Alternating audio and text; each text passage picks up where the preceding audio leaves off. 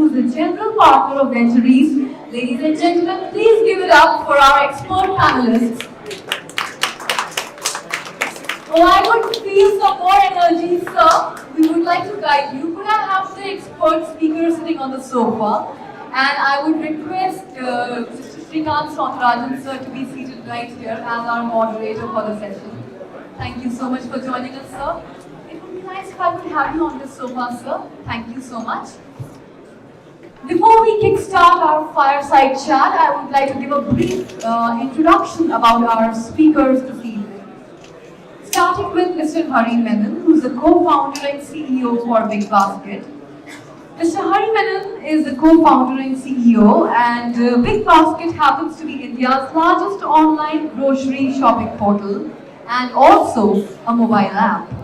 Before Big Basket, Hari has worked in different capacities as a CEO of India Skills, which is a vocational educational joint venture between the Manipal Group and City and Guides, UK, and as a business head with Wipro.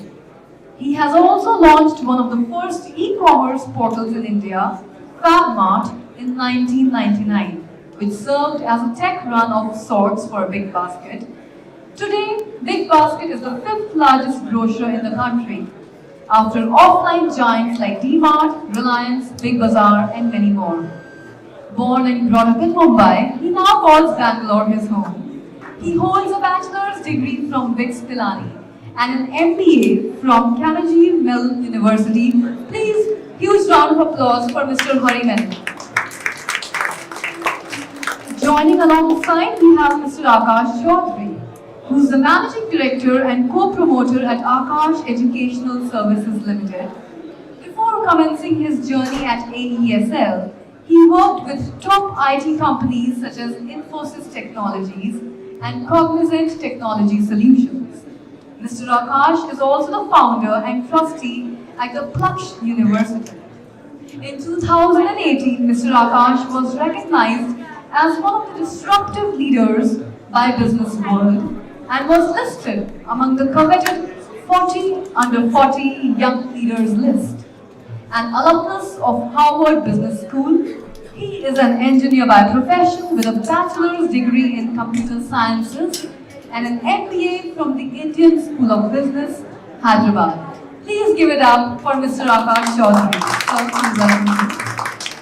And moderating our session today, we have Dr. Shrikant Soundarajan, who is the General Partner of Ventures, and Sir shall like to introduce himself to all of you. Sir, the mic is yours. Thank you. It's been a 30-year journey, being an entrepreneur, being a professor, being an exec, being an investor. So in this particular context, I'd like to go back to Hari, because this entire thing is about how to exit a business. But before that, you've got to kind of implement something or do something. So with Hari, actually, we wrote a series, B Check, if I remember, 2013. And we were very impressed with the entire team, what they were able to do, especially when he mentioned about FabMart, which is 1999, all the cool stuff that they did early. So they had the entire blueprint all there. And with Akash, it's been a wonderful journey. Actually, it began because of his father. And when I was at Cognizant as a CTO, Akash met me for the first time and left Cognizant. And went and joined his dad and built up a wonderful business, which recently exited to Byju's about a year ago. And so actually I'd like to keep it informal and like it to be a little bit more interactive. That'll be a lot better because you want to hear it from them. So I'll start with Akash. When did you first realize, Akash, that there was something called the Akash Coaching Academy going on? I'm sure at some point in time in your childhood you have probably heard about it, right? And did your dad ask you to go get coached there? Oh yes, I was some of the early students there, and it was a dining table conversation every day, every night. What are the problems with the teacher? Your teacher can't hear, all kinds of discussion. I was learning the ropes of this business from a very, very early age. I didn't realize at that time that I'll be part and parcel of the business. So, did you get pressurized right at JEE? Oh yes, of course. In fact, I was a medical student, so I chose to write the medical entrance and I qualified that. But my father thought that if started off as an engineer than becoming a doctor. So much for coaching. So much for coaching. Fantastic. Okay. So what prompted you to kind of leave Cognizant, which is a premium job after IST, and then jump into your parental business or family business? So in fact, this was the second stint for me. I joined back in 2001 for a short period and very quickly realized father proposing, you propose and he dispose. That fight kept on going on for about a year and a half. Finally, I gave advice, you're doing good, why don't you go run this business? I go my way. And that's where, I moved out. But then, when the business was doing well and he wanted to scale, I think he felt that he wanted to extend his arms, his talent team and trusted soldiers with him. And that's where he pulled me out of Cognizant and he said, enough of corporate job and do something for the family. So Hari, let's flip over to you because your timeline and my timeline kind of match because we both got into college the same year. And 99 was fairly early to do all that. What went through your mind? Because groceries itself is a tough business, you know it. And 99 was super early. So what went through your mind at that point? And apparently all you co-founders are there in that too, right? Which is very, very unique. Yes, Shrikant, I've been talking about the story of 99, so many times. I did this in a little bit of in a podcast a few days ago, and it's to me right now I look back, it's one of the most fascinating, interesting stories in life. When we built a business that and nothing sold, right? We built the business. When you're building it, we were so excited. We were telling ourselves that it's going to be. It was the first e-commerce business in the country, truly the first e-commerce business in the country. There was Rediff.com that time, which was doing some amount of selling. And so Fabmart.com was the first business that India set up. So it was what Flipkart and Amazon is today, is what we're trying to build at that time. So we started huge excitement, starting to do this thing. We said customers will come. And I must tell you at that time, and that's one single biggest thing that I tell people who come and meet me and ask me, that the single thing, biggest thing that you should look for when you start a business is, do you have a ready ecosystem for that business? And let me tell you what the ecosystem was that time. It was dial-up lines. By the time the page loaded, you could have a cup of tea and come back. There were no payment gateways. So we are building a business on the internet when there are no payment gateways. So what we used to do is at the back end, ask the customer for the card number, ask for the CVV number, customer would readily give it to you, authorize it back end, and tell the customer thank you very much, and a few trucks will go deliver the stuff a few days later. And that was the ecosystem that we were building the whole system around. And people realized very soon that if I transact on the internet, I will lose all my money in the bank. And some people actually lost their money in the bank because you're giving away your CVV number, you're giving away everything, that you believe. That was the ecosystem. Frankly, for a year, there was no business, right? People used to come very scared. Few people used to come transact. Long story, that business collapsed, at some point in time going forward. But I must at some point also tell you the story about this pivot that we did into starting a physical grocery chain. Flight conversation, 3 versus 2 versus 1. I lost that battle because I was a passionate entrepreneur saying, how can we kill that business? We can't kill the business, something will happen. There was no broadband, there was nothing, at that point in time. But we pivoted into a physical chain, and then there was no looking back. Actually, so we built a chain, we built about 210 stores in 3 years. I was a guy saying don't do it. 2 of them said do it. Democratic country, 2 versus 1, I lost. And if I look back today, 15 years ago, if I'd won that battle, I wouldn't be doing what I'm doing here, a corporate job, because nobody would let me start something which would shut. So that was the whole story, and we built 210 stores, and that's the stores that you see now, which are called More. So that was the journey, the first journey. Quick question, how many of you know that More was actually the forerunner of Big Basket? Anyone here heard of More? Okay, someone with my timeline. Okay, some of these guys are younger. But actually this is a very important thing because it was the offline business that would actually transform the online business. Because in India, that's where the biggest friction is. So, Hari, can you elaborate a little bit on that? All the stores, all the horrors, all the nightmares. of the physical business? Yeah, the physical business was, we were very early at that point in time. There was only one chain called Food World. I don't know how many of you all would have, would have known those stores. There was a little bit of Nilgiris, and we were predominantly in South. And we merged into this very large chain in the South, which was known well, but I think it wasn't run too well, which is called Trinetra. So Fab Mall and Trinetra merged, and we suddenly overnight became a large entity, right? And the bigger task for us was to convert the Trinetra stores to look like Fab Mall. That was a horror story, right? Because there was absolutely no technology, nothing being used. People used to actually, when Hindustan Unilever used to go into the store and say, how much do you want, they used to actually count. Okay, so I have 10 soaps, can you give me 5 more? And inventory went through the roof. And in this business, we have very little margins to play with, very little, right? So you have to be bang on from a process standpoint, from understanding the business. Inventory can just kill you. So we went through a lot of pain in terms of transforming those stores, but eventually I think in those 4 years we built something really, really good, really unique, very different that the Aditya Birla Group decided that they're going to buy it. Fantastic. So that is one platform. Now coming back to you, Akash, education has always been a kind of a fought business in India, right? Fear, uncertainty, doubt, because you're selling insurance, right? You're going to say your son's going to, or daughter is going to do well. Baiju does that for a living. You guys do it. So what was different about Akash compared to a whole bunch of, because see, you guys scale, because I know a lot of my friends who are also from IIT have started their coaching schools. They're all small, boutique kind of things. There's one thing called Delta in Hyderabad. You know RKV's residence, that's also kind of gone through its hiccups. What did you do different? A bunch of things. Obviously, apart from the whole academics that has to be there, that's the hygiene, that's the product.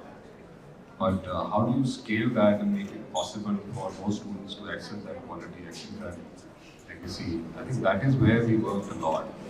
And that is where we started off first by creating our product, not just food, but taking it to the level of excellence.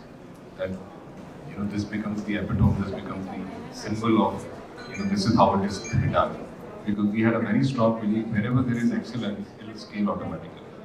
And if you just cut corners around on the product and the service and the offering, I think it's going to fall flat in about 2 years, 3 years. You won't be able to scale it because there's a Chinese whisper, how the services move forward from one location to another. There is always a loss. But if there is an excellence, the chances of loss are very, very less. Really ironclad.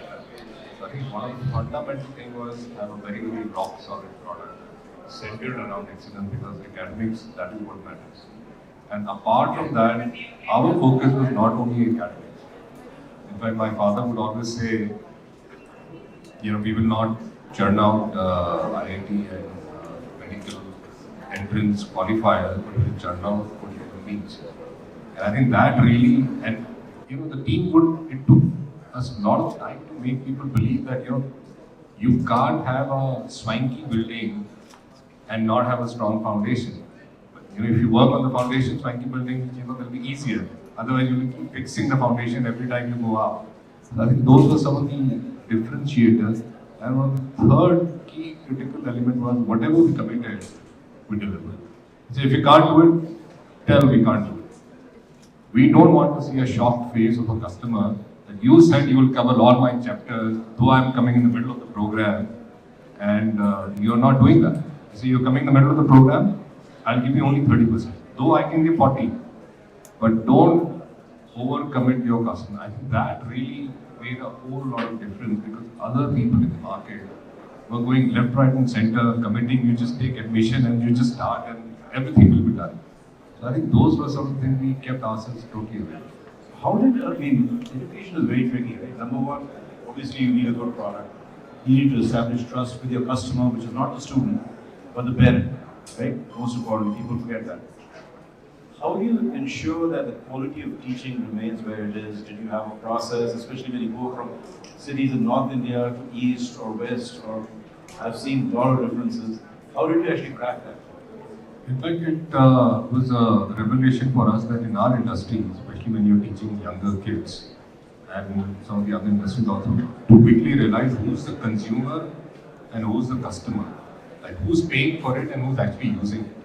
So in our case, the customer was the parent, but the consumer was the student. So our communication, marketing, and trust building cannot be one-sided, it has to be both. And that is where our connect with the parent has been our strength. Because we have always believed that I can only teach for 4 hours, 4 days a week. The rest of the time, the child is at home. So what are you doing at home will also make or break the success. And that is where this, we would always call this a joint venture. We still do that. That this is the student, parent, and the teacher joint venture. It's a triangle. And we all have a equally important role. Not less, not more. And we have to chip in. Hari, coming back to your situation, again, scaling up nationally in India, because India is not homogeneous. It's a lot of different Indias. How did you crack that? Because Bangalore will be different from Chennai, will be different from Mumbai, different from an NCR, Hyderabad. KTR has been asking you to come here for what, 5 years now? Yes, Shrikant, one of the things we chose to do is not to build a one product nationally, right? So we chose to do it by city. Even today, we run the P&L by city. Each city is a P&L by itself. Each city's assortment is different. Each city's, the way we look at that city from a customer standpoint and what we do in the city is very, very different. Very, very different. So we have, each city is run by a head of the city who's like the CEO of that city. And no two cities are very similar. And that's the thing that we started doing, right? So we didn't, there were mistakes people made in the physical business, right? Where they said that they'll take one format and block it across the country. And there was one large chain that tried doing that and paid a huge price because it doesn't work like that. So we made sure that the first thing we did was have a city-wise P&L, have a city-wise business. And it is very, very hyperlocal, right? And that's the mindset at which we started. And then everything else worked. Processes were standardized. So, initially the first city was Bangalore, the second city was Hyderabad. In fact, we have a huge presence here right now. We're very, very large in Hyderabad, almost 600,000 square feet of just warehouse space, that we have actually built over a period of time here. And so we built it city by city, but by the time we reached the third city, plonking a warehouse was very simple for us. It just took 10 days, 15 days. But what happened within that warehouse was very unique to that city. So I think all of this, you have to do a lot of smart kind of fact finding. Because I think initially when you started to go to the other kind of cities, you were trying a standard model. Yeah, initially we did. But we quickly realized that it's not going to work. So including hiring the head and hiring the team is completely local. So we needed people who understood the language locally, who speaks locally, understands assortment locally. So we tried that model initially, but it just bombed very early for us, fortunately. So Akash, from your standpoint, you've seen the company grow leaps and bounds. Education is always a high priority in all parents' minds. It's going to continue to grow. What made you pause and think, saying that Byju's was a good opportunity for an exit, as opposed to continuing to grow? Because you already built your brand. It was pretty exciting. It was growing, double-digit growth for the last 15 years. So what happened there? I think that conversation was started in 2020, right in the middle of the pandemic. And obviously, we've been working on a lot of digital marketing ourselves for the last 7 to 8 years, and we've been able to pivot the whole company completely online within a week's time. And that really surprised the market. In fact, the first call I got from KNM, where Byju was expecting a company would have gone down. It's a great brand for a steel team. And they were surprised to see that our numbers were growing. They said, how is it possible? Everything is shut down. That's the power of the brand that we have built. That's the power of the track record that the company demanded for the last 30 years, year results and performance. And at that time, the thought that came forward was, you guys are going to be offline, you guys are going to be online. Can we make this one-on-one level? I think that was the initiation point, and it was never, we had never thought that we would end up getting merged with a different entity. But the conversation and the drift of the market moving completely online, you have those thought process. So when I did this whole discussion, we reached a point of common ground, and then obviously, since it's a family business, I went back to my father. I said, "This is what it is." And he asked me a very simple question. He said, "You want your kids to do this?" I said, "No." He said, "Then okay, let's do it." So I think so. So there are factors related to timing of the exit, the legacy that you want to carry forward for the sector, how this will metamorph in the next decade. So keeping all those factors in mind, we thought that it's a great time for us to exit and participate in building this hybrid program strongly with another strong. That was the important. Thanks. Hari, same question to you, Greg. What kind of prompted you at what point in time? Is it fatigue, or you thought it was a good thing, or you knew your kids are not going to do this after you? Which one was it? No, it was none of the above. None of the above.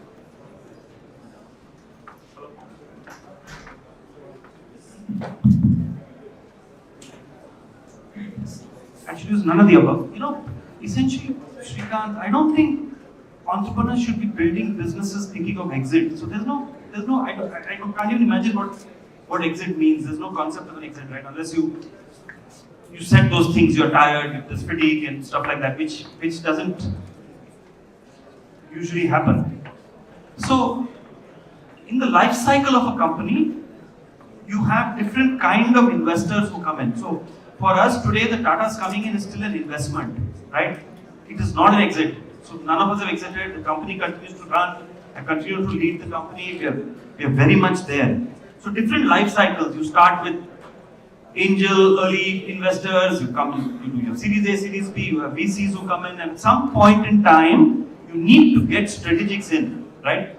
In these businesses, it's very important because there's nobody else who can fund those sizes at some point. So your choice is to do a PE kind of a round, which is a large investor, or you do a strategic. For us, we were always very clear that at some point,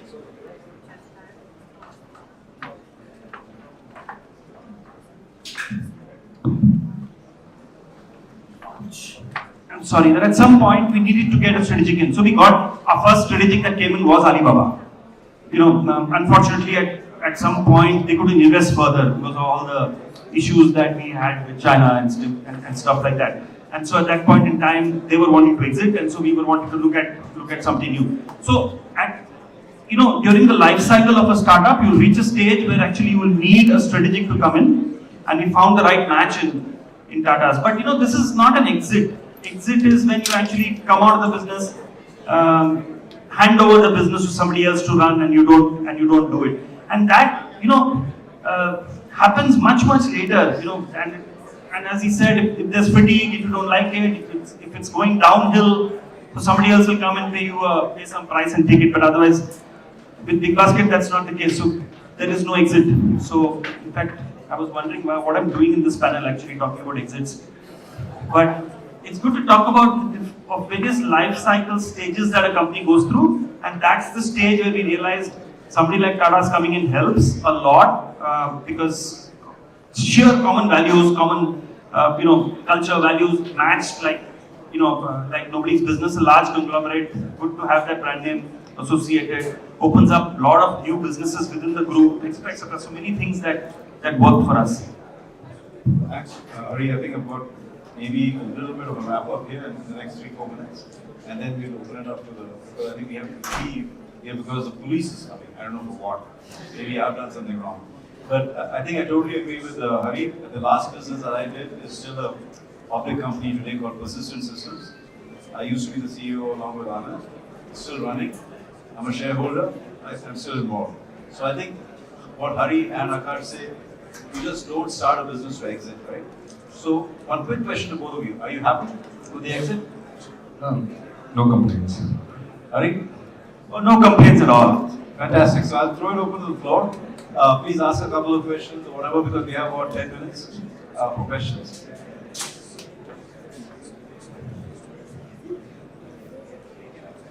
The floor is now open for discussions and questions, if at all we have it. Any other questions? Somebody over there had a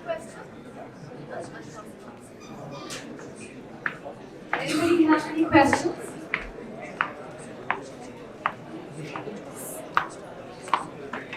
Come forward. Hello. You could come forward. Sir, you could come forward. Both of you operate in very regulated sectors, if I can call that, right? Retail, a lot of politics, all that involved in a country like India, and you are in the education sector again, has to do with common man. So, one is of course building the company in the right way. The second is some of these other angles that come into picture in a retail kind of a sector or in education kind of a sector. And as you were growing in scale, you would probably be looking at getting investors at some point of time. How did you navigate all those kind of complexities? And you have also gone through two different sets of investors, right? One was the private equity, Blackstone came in, and then subsequently Byju's. So, what was the thought process when I know I'm kind of combining two different questions, but I had these two in mind when I came for this panel. Both are very complex sectors, definitely very complex sectors, regulation, governments involved. So how did you navigate that part? The second bit is especially to you, Akash, getting two different kinds of investors and making that exit. And I know you were also looking at a public market in 2020, etc. Right? So how did you make that call finally? Thank you. So I didn't. So regulation is. You don't need to navigate through regulation, right? You need to comply. So I'm not too sure whether we had to do any navigation, right? So all you know is. so every sector is regulated in some form or the other, right? So you don't. If you have to navigate through it, then there's something wrong, right? You got.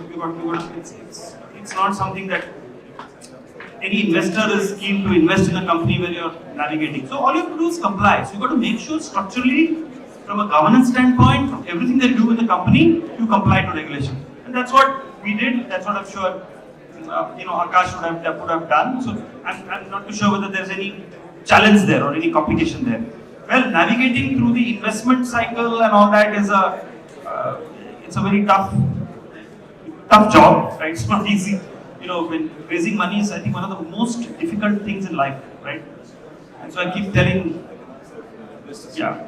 So you have to navigate those. Those are things you got to navigate because you get valuations, you optimize for valuations, don't optimize for valuations, optimize for stakeholding, don't optimize for stakeholding, you optimize for quantum of money, don't optimize. I'm a strong believer of just one simple thing, right? Don't optimize too much on valuations, don't optimize too much on stakeholding.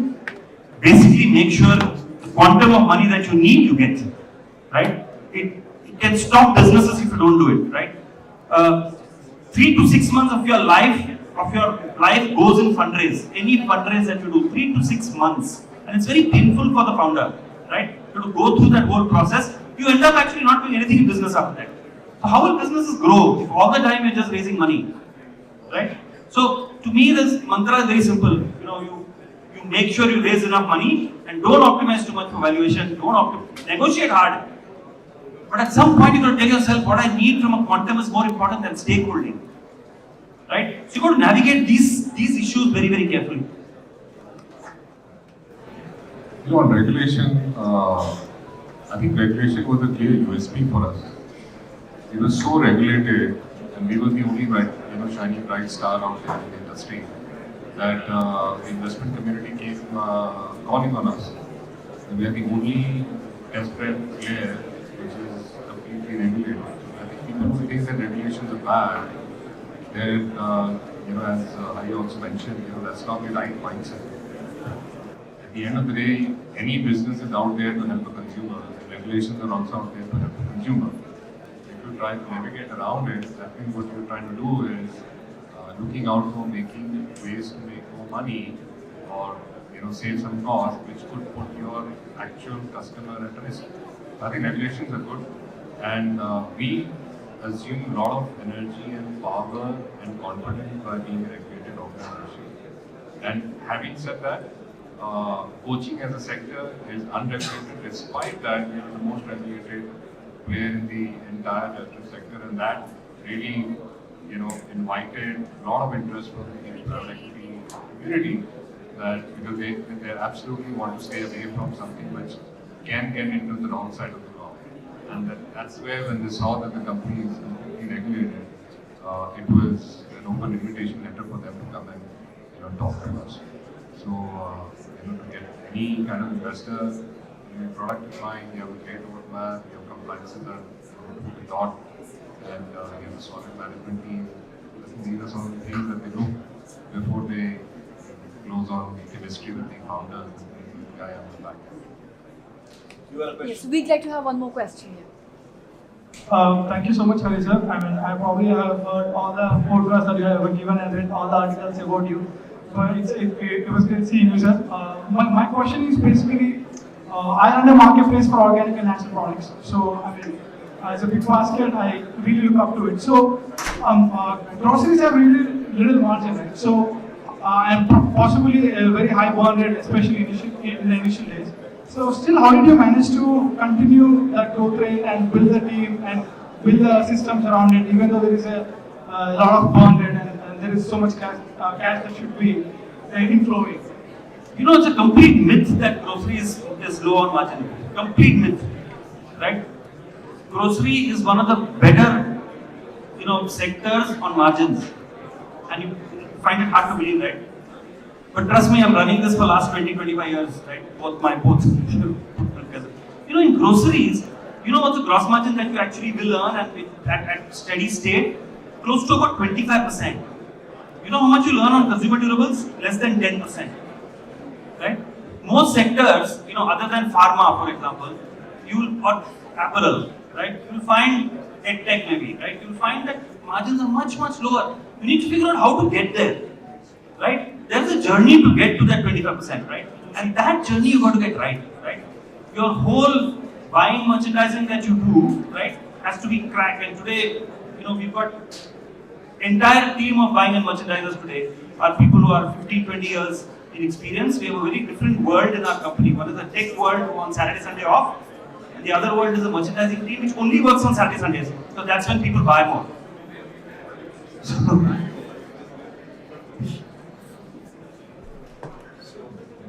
Very cleverly pointed to me saying tech world, but I was one of his first investors.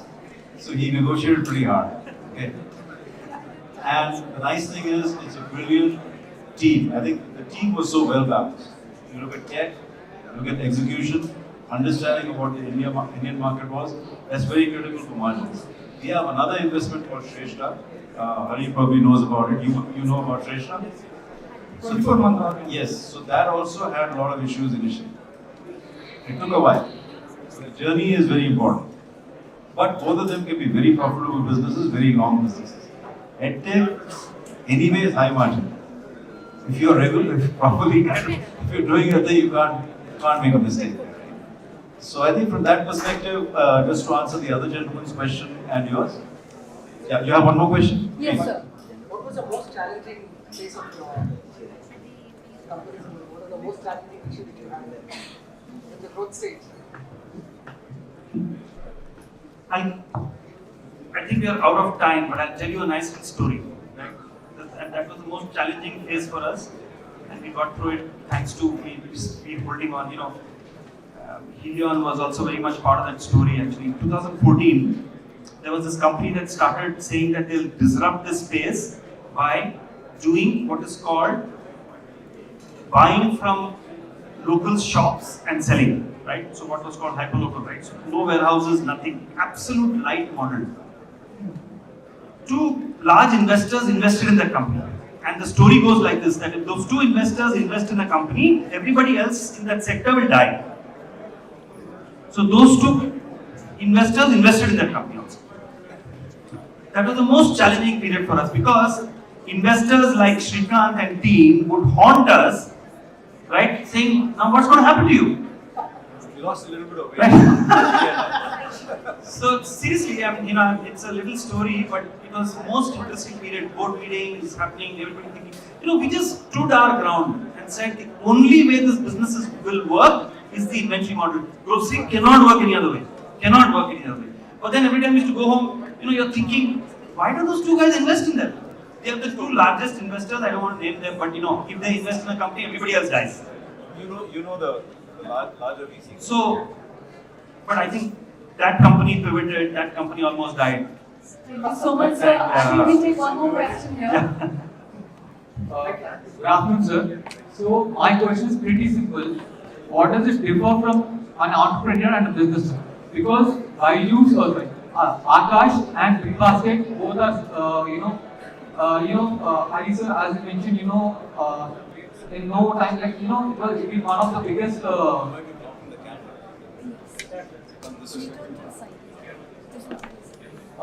Big Basket has been one of the good product delivery firms, and Akash, has done all the established institutions. So my question is, what does it differ from a businessman and entrepreneur? Because from everyone's point of view, because being an entrepreneur is like being many things, being a genius, billionaire, and philanthropist. So from you to giant personalities, we want to hear it from you. What is the difference between an entrepreneur and a businessman? There is no difference. A businessman is an entrepreneur. An entrepreneur is a businessman. There is absolutely no difference, right? Both of them don't wear ties and suits and coats, right? And I'm saying this, there is a reason behind it, right? Both of them are fast, both of them are quick, both of them are passionate. There's no difference. Businessmen are entrepreneurs are businessmen. Akash? Fundamentally, they are same, but I think entrepreneurship, I think that's a way of life, how you want to run your career, your progression. So a businessman inside, is an entrepreneur having that zeal of creating something or helping or filling the gap in the market. And in the process, they make money and they are named or tagged as businessmen. But at the heart, any businessman out there has that fire to start off as an entrepreneur. And businessmen don't have VCs. Thank you so much, sir. We are running short of time, but I believe we can squeeze in one last tiny question. Hi sir, my question is to Hari sir, sir. So I am from donatecard.com and we have been associated with Big Basket since past 2 years on procuring a lot of groceries and other things B2B on a B2B part. So coming lot of competitors now like JioMart is coming in and Metro Cash and Carry, you have Zepto, you have other Blinkit and other competitors coming in. So how do you see Big Basket operating? In businesses which have a very large TAM, TAM is total addressable market, right? The largest TAM is in the retail sector, right? And within the retail, the largest TAM is grocery. It's an extremely large market. In large markets like this, if you want to disrupt and come with a new model, right? It's very hard to build, business because you have to do everything yourself to create that. More competitors come, there is more noise, business opens up faster. This is one simple theory I have, right? When the first 6-7 years that we were doing business, there was nobody else because nobody could figure how to sell, dal chawal roti and stuff like that home, and how to deliver it home, fruits and vegetables. But then there was suddenly a lot of, the first 6-7 years were very hard for us to build the business, right? Because you had to do everything yourself. Then there was so much noise after that, so many ads. And what happens? Markets open. And in a TAM which is 600 billion, today online is 1%. 1%. Just imagine the opportunity. 5 more players like Zeptos and all that of the world can come in and play, and all of them will do well. That's the power of a large TAM. And hence it's beneficial for the ecosystem to have more players. Wonderful. On that note, I'd like to thank both our participants. Thank you for flying in from Bangalore and Delhi. And T-Hub is near and dear to me because I was involved with T-Hub right from the get-go. It's been a 7-8 year journey, so I want to thank you for being part of it and continue to come and grace us with your presence. Thanks once again. Thank you, audience, for being so patient. I think we've run over by 5 or 6 minutes, but thank you very much. Thank you so much for expert speakers. I would like to call upon the team of T-Hub to give our mementos to our expert panelists today. Could I have the team from T-Hub? We have with us Mr. Hari Menon, Mr. Akash Chaudhary and Mr. Saundarajan sir. Huge round of applause for our expert speakers and our moderator for the evening. Well, okay. We have Mr. Doc with us. Doc sir, or just Doc. Alright. Thank you so much. A huge round of applause for this expert panel discussion. And thank you so much for taking out time, sir, and adding value to our event today. Thank you so much.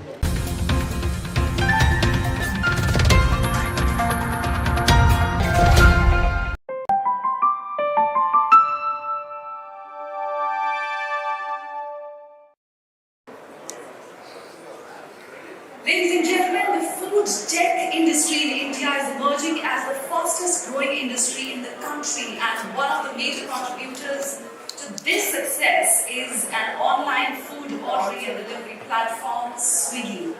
Ladies and gents, we have with us the very man who was instrumental in transforming the way our country eats. Please put your hands together for Mr. Sriharsha Majeji, co-founder and CEO, Swiggy.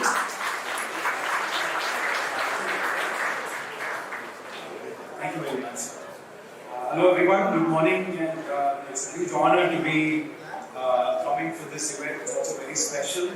Hyderabad is a city that I've spent a lot of my time, more than any other place in Singh. I did my +1, +2 year, then came back for a long internship. I have very, very fond memories. My co-founder spent almost his entire life except his engineering in Hyderabad.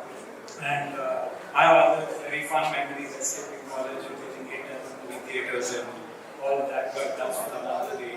And in fact, when we were, the two of us, me and Nandan, my co-founder, were jamming together on ideas, the first place where we actually came was to Hyderabad, because he was already living here, he was training to be on his own startup. And I said, chalo, let's keep doing this thing. And I moved just then from London and came, and I think so much has changed from that time to now, that at the time, even though both of us were full of energy, it wasn't easy to kind of find the ecosystem pull at the time. We knew very little people, very few people who were already starting up. None of our friends were in Hyderabad at the time, and we definitely didn't have team on. I guess what that meant was that in a few weeks we actually camped off to Bangalore, because at least we had a slightly better starting point over there. But I wonder if we were to start all over again, and what if we started with Hyderabad, maybe we'll never find a reason to do so. It's great to see how much has changed in Hyderabad, and very, very excited for how the overall ecosystem gets developed here. And the second point, is on the title. It says building the Decacon. Honestly, if anyone woke up wanting to build a Decacon, that's the surest way not to build a Decacon. Decathlon is also again like 2021, 2022, 2023. Lots of these years have lots of changes, so it's very important not to get excited or carried away by any of these things. But however, I think I and Swiggy have had the good fortune of building a service at scale that consumers like, love, iterated, failed, succeeded a few times, failed. Also often enough, and mostly today's in time that we have, just wanted to talk about that part of the story, building the service from 0 to 1 and seeing it scale and all the challenges that come with it. And as someone mentioned in the previous panel, I think most of it is coming down to getting the right people together at the right place, at the right time. So luck cannot be overstated enough, but I think every startup or founder is still able to identify 1, 2, 3 things that I think still they can call their secret sauce. And for us, I think that aspect would go more around failing and inventing, and the two are connected like nobody's business. And for that, I'll have to go back a little bit in the background. So as I mentioned, when I first came back to India, I wanted to set up a backpacker hostel chain. And I did the math, it was like 30-40 lakhs of EBITDA at the end of the year. And I said, okay, I don't have too many needs. And I went and didn't have fun, wanting to go deeper, and then came back. And then, like I said, Nandan was 4 startups down. And then we basically built our first product together called Bundle. While we had interesting traction, we felt like it wasn't worth our opportunity cost. And at that time, he was already at a place saying, I need to find a job. There would be a long mail once I got down from a flight somewhere saying, this is all. I think I cannot ask my aunt for any more support, my mom for any more support. I just want to go for the job. And maybe it was quite lucky that we managed to sit down and say, okay, fail this one more time and let's see what that goes. Maybe I'll find a job if this doesn't work. So it turns out all our learnings from Bundle, which were in the logistics space, even though it wasn't a direct copy, there were insights from the Bundle journey where we understood how underpenetrated technology works in logistics. And that led us to wander around that insight for a few more months before actually going through one level of the insights. Actually, nobody's focusing on the customer experience. Seems like urban logistics is an interesting opportunity. And all of these funny things come together sometimes to emerge as one breakthrough insight. That's what happened. It didn't fail with one, we found really. So sometimes it's very weird when you look backward and see some of these dots connecting in very weird. There is no other logical explanation for why we've come up with some of the solutions that we did. And that was a theme. We started Swiggy, we found the early successes that we did. At some point, we felt like, even on day one, the name Swiggy was by design kept ambivalent because we weren't sure if we were going to be like a food company, a delivery company. We just said, let's start. We started as an urban logistics idea, of course. 3-4 years after setting up the company, we came together and said, okay, now how do we think about the conversation we left off on day one? We first needed to do a good enough job in food delivery. We agreed that convenience is what we get really excited by as a founding team, as a management team, and it all checked out. And that's when we again started maybe a pretty aggressive expansionist regime into 5-6 things. We've definitely changed some of the ways we did these expansionist regimes, and that was also full of failures. At the end of maybe March 2020, we had 6 of these and none of them were working. As is, our business had come down to 10%, 15% of our capability volumes because of COVID. And you could say that there's nothing really to write here about. Maybe all of our visions around convenience is what we wish for and really not some things that will play out. One of these 5-6 failed initiatives called Swiggy Stores, where we try to aggregate demand from grocery stores, meat stores, etc. Kind of got us again very weirdly into 4-5 insights coming together, seeing that even when the experience is average, turns out a lot of consumers still want to come back every day. So they must want it really badly. And that's when we said, how can we then solve this problem a little better than the early beliefs that we had? And that helped us identify our next breakthrough with Swiggy Instamart, where we're now offering, along with the first business we started, a food delivery convenience category as well, which is very, very exciting. And when I look back at a lot of the things that exist in give digital business for consumers' life, so that they can develop, and the things that we feel are logically fitting into that, and into basically our own strengths in terms of, let's say, the user base we have and the relationships that we have, make it compelling. Hello, sir. How do you make your team, good team, deal with the failure? Each and every time. How do you go through it, as a good team? And make them stay with you all the time?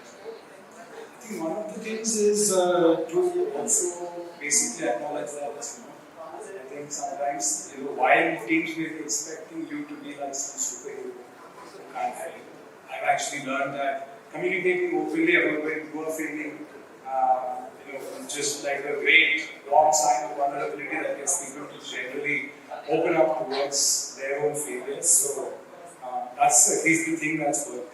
And obviously, we'll need to have practices inside the company that will penalize failures of the right time. Some companies actually do a great job of celebrating failures of the right time. Just to on my back. So some of these are things that work for us. We won't be able to take up any more questions because the next speaker is waiting, but request you to kindly stay back on this stage for just one moment. You know, when you were talking about, everybody was asking questions, I remembered something, that there are many small entrepreneurs who are into the restaurant business. They have greatly benefited from Swiggy. So a huge round of applause for Swiggy. I now request Raksha to please join on the stage in the center, sir. Please, and hand over a token of appreciation on behalf of the entire management of TIHA and the government. Thank you so much, Raksha, for sharing your tips and tricks for building the tech economy. Thank you so much.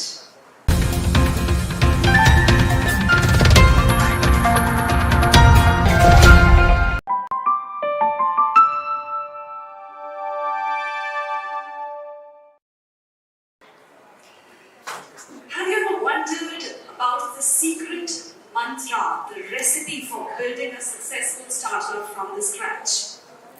Ladies and gentlemen, let's hear it from Mr. Willem Atre, founder and CEO of Meesho, about his secret ingredients and mantras in building India's first social commerce unicorn. Please put your hands together once again. Awesome. Good morning, everyone. Good to see such a large audience being here. I'm assuming that a lot of people here are people who are either interested in entrepreneurship or already entrepreneurs or being part of the ecosystem. So today I am with Atre, founder and CEO of Meesho. I think what I'll do is share some of the learnings from my journey and also give some time at the end for all of you to ask me questions, anything that can help you. But I think before that, I just want to kind of congratulate TIHA on this amazing launch, this amazing summit. Awesome. Good morning, everyone. Good to see such a large audience being here. I'm assuming that a lot of people here are people who are either interested in entrepreneurship or already entrepreneurs or being part of the ecosystem. So today I am with Atre, founder and CEO of Meesho. I think what I'll do is share some of the learnings from my journey and also give some time at the end for all of you to ask me questions, anything that can help you. But I think before that, I just want to kind of congratulate TIHA. Awesome. Good morning, everyone. Good to see such a large audience being here. I'm assuming that a lot of people here are people who are either interested in entrepreneurship or already entrepreneurs or being part of the ecosystem. So today I am with Atre, founder and CEO of Meesho. I think what I'll do is share some of the learnings from my journey and also give some time at the end for all of you to ask me questions, anything that can help you. But I think before that, I just want to... Awesome. Good morning, everyone. Good to see such a large audience being here. I'm assuming that a lot of people here are people who are either interested in entrepreneurship or already entrepreneurs or being part of the ecosystem. So today I am with Atre, founder and CEO of Meesho. I think what I'll do is share some of the learnings from my journey and also give some time at the end for all of you to ask me questions, anything that can help you. But I think before that, I just want to kind of congratulate TIHA on this amazing launch, this amazing summit.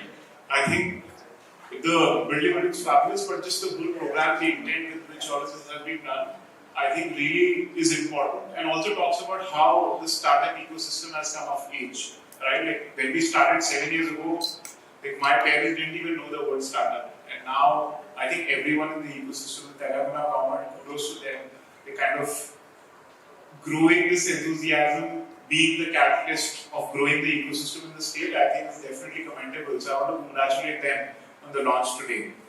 So I think before I go to the learnings, I want to kind of talk about some bit of what we do at Meesho. Some of you would know, I hope some of you have bought from us or know people around you who bought from us.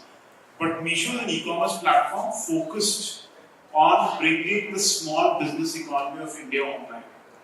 So as of today, over the last 12 months, we have more than 100 million consumers who have bought from the platform. We have more than 500,000 small businesses across all kinds of categories, be it fashion, lifestyle, beauty, personal care, electronics, anything and everything that you think about it. Like go online, become successful. Majority of sellers who sell on the platform today, the Meesho platform has become the single source of, or the majority source of livelihood for them. So we take a big pride in the kind of things we've been able to achieve for the small business economy, but we're just getting started. India has 60 million plus small businesses across the country, and we still have only 500,000 of them. So we're just getting started on the journey. But we started this business back in 2015. Sanjeev, who's my co-founder today of Meesho, both of us were batchmates from college, knew each other for a very long time, started up for one single reason. We started Meesho for one reason, that is, both of us came from middle class background. All our lives bought from small businesses around us. And in 2015, we looked around and we said e-commerce in India has been there for about 7-8 years. And I can't find a single small business around us in Bangalore that is selling online. And if that's the case, there must be something structurally wrong that no one is solving that we should go deep into and we will solve. Now the only problem was that we were 24-year-olds, both of us, who have absolutely zero idea of what e-commerce means, retail means, small business means. But we knew that this is a large problem that will keep us excited, something that we relate with, something that we believe in. And I think sometimes entrepreneurship is exactly about this. You're passionate about a problem, you have no idea how you solve it, and you get onto this journey. So back in 2015, both of us said we will do this. We will get India's small businesses online. If you ask me at that point in time how, I have no answer, but we said we will figure it out, like we solved some of the other problems. And at that point in time, we started to do the things that we thought should be the first step. We started to go to these small shops around us in Bangalore, and we'll sit there from morning to evening, observe some of these shop owners and ask them, tell us what your problems are. Like, why are we not doing online? Because online is the channel of the future. Everyone knows it. I think after COVID, everyone believes in it. But at that point in time, a lot of people didn't understand. So we said, what problems do you have? We will solve it and we will bring technology into it. And we used to sit morning to evening in shops trying to understand what the problems of these small businesses face. After like months, we realized a lot of these small businesses they have like local customer base and they're not interested in selling beyond. So the first product we built at that point in time was called Fashioneer. We launched it thinking that we will help some of these small businesses acquire local customers. We did that for about 6 months and we miserably failed, like big time. So this is not working. We figured out, we learned from that big failure, we learned that we were solving at this point in time the problem only for the small business, forgetting about the other side, which is the consumer altogether. Like when you go to a customer and they look at online, they want large selection. Just seeing stuff from their local area is not exciting enough. Why should they buy? They can go on large e-commerce website and see everything. This is learning number one. We have to be very, very close to both the consumers and the small businesses. Then we went back to these small businesses and said, let us figure out what other problem can we solve for them. And interestingly, at that point in time, we figured out that a lot of these small businesses were leveraging WhatsApp to sell to their existing customer base. So they will create WhatsApp groups, add all the people who ever buy from them, and keep sending them all the new stuff they have in their shop. So we said it's very interesting. A lot of them are having their shops on WhatsApp. Can we really enable this type of commerce to go like big and enable every small business in India to do this? That's when the first version of Meesho was born. We built an app which enabled them to kind of create a simple shop on WhatsApp, manage payments, manage orders, etc., etc., etc. And we started to go to these small shops and give them this tool and say, why don't you use this? You will start to kind of sell on WhatsApp, your customer will buy more from you, and so on.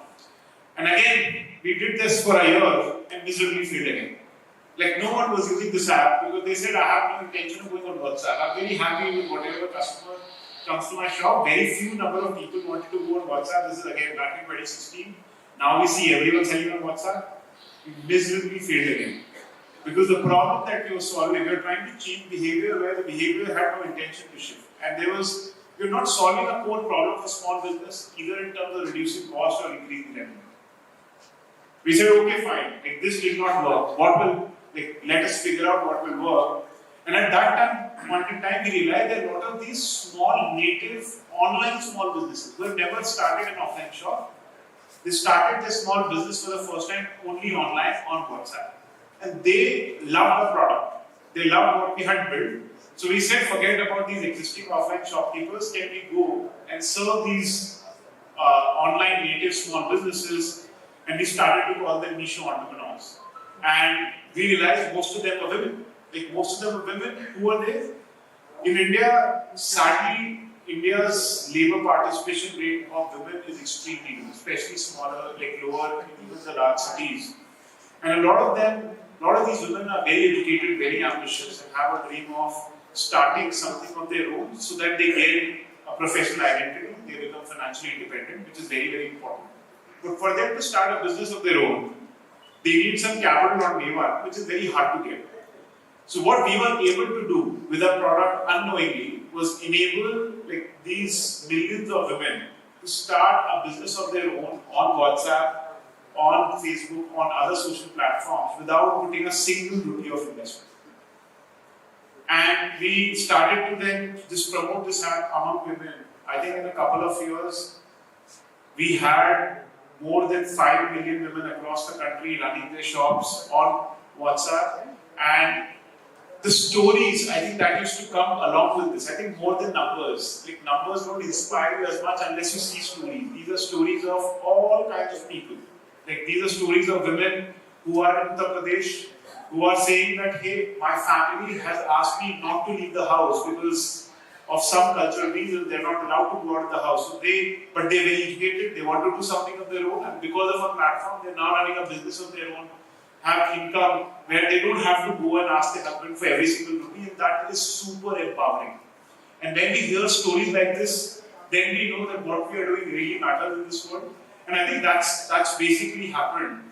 Now, if I reflect back on the story I just talked about, there are multiple patterns that could be taken back as learnings, I think, for all of you. One is, as my good friend Harsha was talking about, I think success always comes after like lots and lots of failure again and again. Like our first 2 products failed miserably, and we just kept building on for the first 2 years without nothing coming out, right? But we really believed in the vision that we had. We believe that India's small businesses at some point in time will come online, right? How, again, we don't know, but they will come online, so we will keep trying. Even if we fail 100 times, we will keep trying again and again because we believe it will work the next time.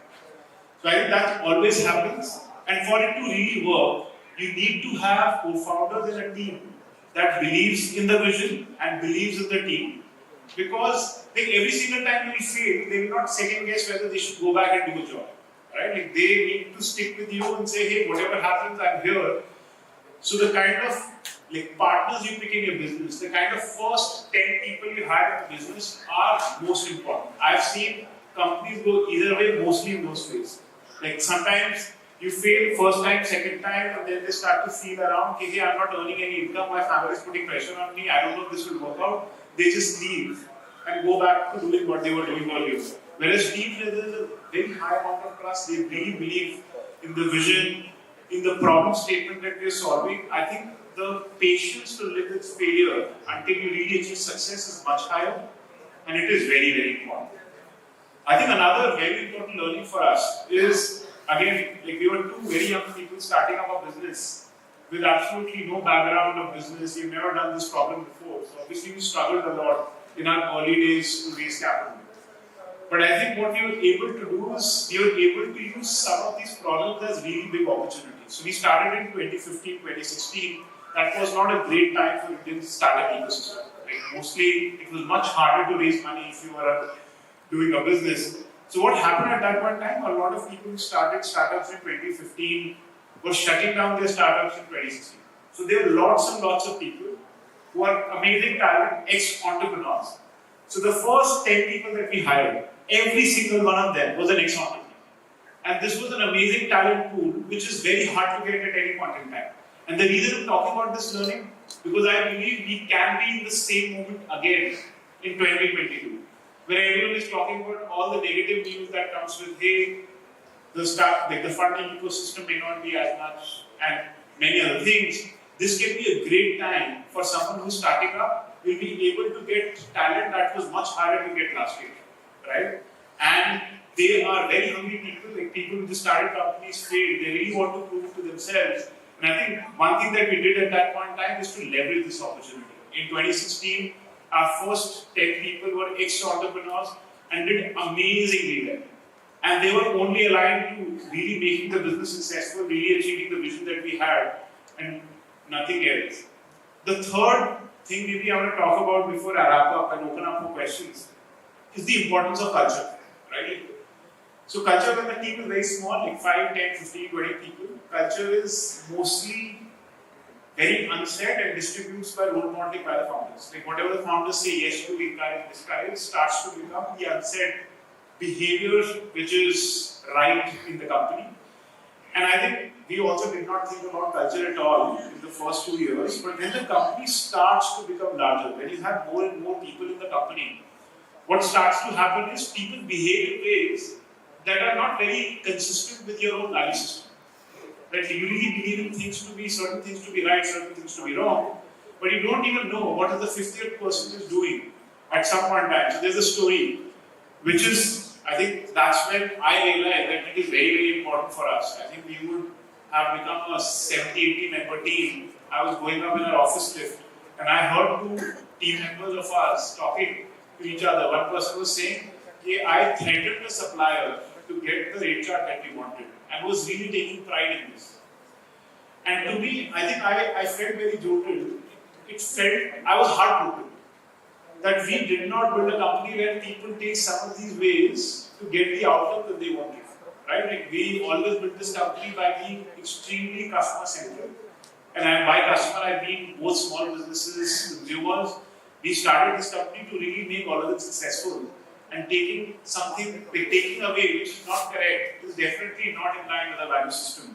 So the first thing that we did, right after that happened, we came back, both Sanjeev and I, who are the founders of Meesho, and we sat down, we said what our values are. And we will write it down in the culture doc. And from now on, do everything to make sure that every single person in the company is in line with these values. And whoever is not, will not come in. Whoever we hire in the company, we will make sure that they are in line with these values. Even if they are like super achievers but not in line with these values, we will not get them. And if you ask me today we are 2,100 people in Meesho. I think this has really worked well for us. Like just making sure that every single person who comes in the company is in line with your values, in line with your vision, with your passion. I think that becomes extremely important. So yeah, I think these are some of the learnings that I hope you find useful in your journey as well from our journey in Meesho. Thank you so much. Yes, any questions? Yes.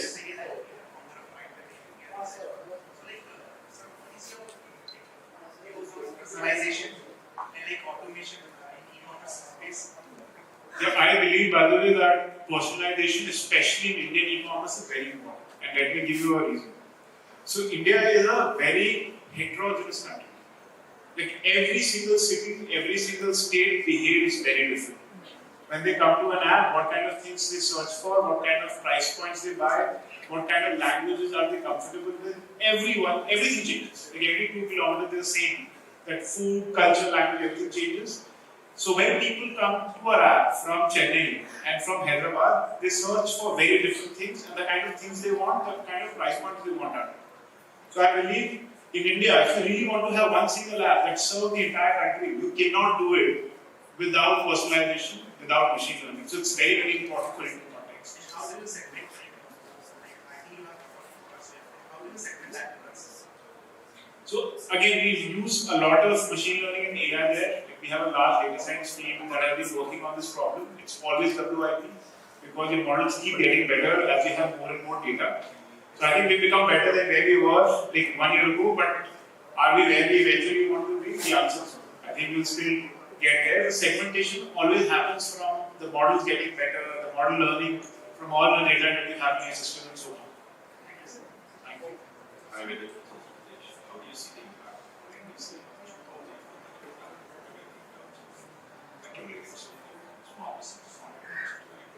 Yeah, I think ONDC, by the way, we believe is a very, very big step for multiple reasons. One is, I think it first of all just highlights that everyone in the country, including the government, really believes in bringing the smallest of small business in India, including kirana stores and retailers. I think which is very important.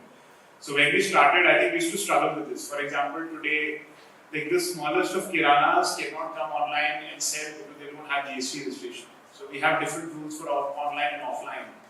ONDC is trying to again lobby for some of this to change. So I believe that the mission and the vision that we have of helping small businesses is going to become like even more accelerated with ONDC coming in, because it will build infrastructure, it will help convey some of the policy measures that are really important for small business economy to come online.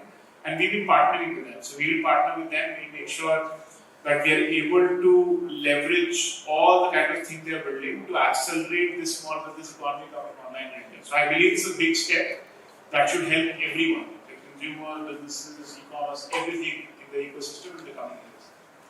Hi.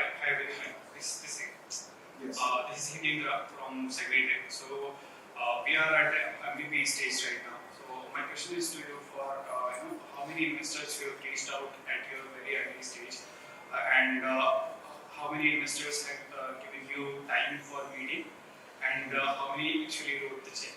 I mean, obviously one, but how was the journey? So as I was saying, I think unfortunately or fortunately, we started the company back in 2015. And I think 15 and 16, before this cycle, was maybe the toughest period for the entire ecosystem to raise money. So we struggled a lot. Like our first angel round, when we raised about $1 crore, and it's very hard to even do anything today. We can't hire even 2-3 engineers from there. Took us about 8 months to do it, and everyone said to every single person we met, and eventually some of our college seniors gave us some money to get started. And even that got finished very, very soon, in about a year, and then we again struggled to kind of raise money. But at that time, I think because we were going through all of this, we just kept figuring out a way to survive the next week. And I think that's very, very important. So when we ran out of money again, our team started to do some big projects for some other companies so we can make some revenue so that we can survive for the next few months while we prove out that our product really works. And we did that as well. Because during that time, every single person that we met in the ecosystem, we see the angel said that we don't believe that e-commerce on WhatsApp can be a large company everywhere in India. But we said we believe in it, so we will keep figuring out a way to survive. And our team will be extremely adamant. They said we will figure out some way. So I still remember we did some projects. We built e-commerce websites for some companies in north of India, earned enough revenue to again survive for the next 6 months, while building out a core product, showing more and more traction. And eventually, investors started to see value because they think there's a company which does not have money, consistently is growing every month for the last 9 months, and we eventually raise money. Right? So, you have an MVP, like, lots of investors meet you, don't meet you, doesn't matter. Right? Like, if your product continues to grow and delivers on the promise that it has to your customers, to anyone else, everything else will fall into place. Just stay at it and keep figuring out a way to survive next month, next quarter, next year. I think that's what matters. Hi, Vijay. Sorry. Myself, Shekhar, have a similar story in Oxford LLP and British citizen. Moved to India a couple of years ago to create employment, and I'm doing it at large scale. I ran a company called as Beamer, and we provide integrated facility management solutions to quite a lot of firms across the country. So there is a quick question, considering your startup, we have a similar story to share. So there's always contingency versus scaling up. They're directly proportional. How do you bridge that gap within your core team, and how do you there's a lot of stakeholders who come into the picture, there's a lot of market dynamics affect these decisions at all. So how do you define contingency versus scaling up? And can you define what do you mean by contingency? Well, contingency is about exactly just taking the basic steps and not going aggressive about business, and scaling up is going aggressive about what we're going to explore and we're getting into markets. Correct. And the point I was trying to make is when you are capital starved, you will behave very differently. You say, what do I do, which is the minimum basic, not for the business to stay flat, but then no one knows whether it's working, right? Without consuming any defense consolidating the steps, so when do you go about the next launch, when do you go to the next launch? Correct. And you have to figure out where you get those resources. So even when we did not have capital, the one I'm talking about, we doubled every month for 9 months. We did that without having access to e-gap. We doubled every month. So because we wanted to show to investors and everyone else that this business really works and there's so much pull that people are coming back again and again. And we did that and we consistently did it. So you will have to make sure your business scales. Right? Contingency which all maintains will not work. Right? You have to keep innovating irrespective of how much resources you have. You have to figure out what you do. That's why in the beginning, I think the first set of people that you hire, which I was talking about, should not be just on money. Right? Like they should come, be much more generous with ESOPs, make sure you get great talent without spending a lot of money because you can. And they will come because they really believe in what you're doing. So I think that's what matters. but business has to keep growing. Because that's when people realize that this model really works and can become very large. That was the last question. I'm Oh, sorry. yeah, one last thing. Within the Kind of joining you very shortly in the networking lounge, you can directly ask him, but we have more speakers also waiting. That 1 minute gonna impact our company and also many people and also me. And thanks for the chance. Hi Sharon again. I'm the co-founder of Human Infra and also I'm associated with a company called 91 Signings. So we're gonna start from next month. So as you are facing a problem with Kirana and many other stores, in next month we're gonna install almost 200 devices in many other stores, including Kirana and Mr. T points, and we associate with many franchises. So we are taking few things. We are taking few startups where they wanna grow. We want to advertise your company for free for a couple of days in all our devices, almost 200 to 500. Thank you. Thank you. Thank you so much. Thank you so much, Vidit. Please join us in the center of the stage. I request Ms. Rakshan from T-Hub to please hand over the token of gratitude on behalf of the entire T-Hub management. And very important lesson that Vidit has given us: failure is not the opposite of success, but it is part of success. Thank you so much, Vidit.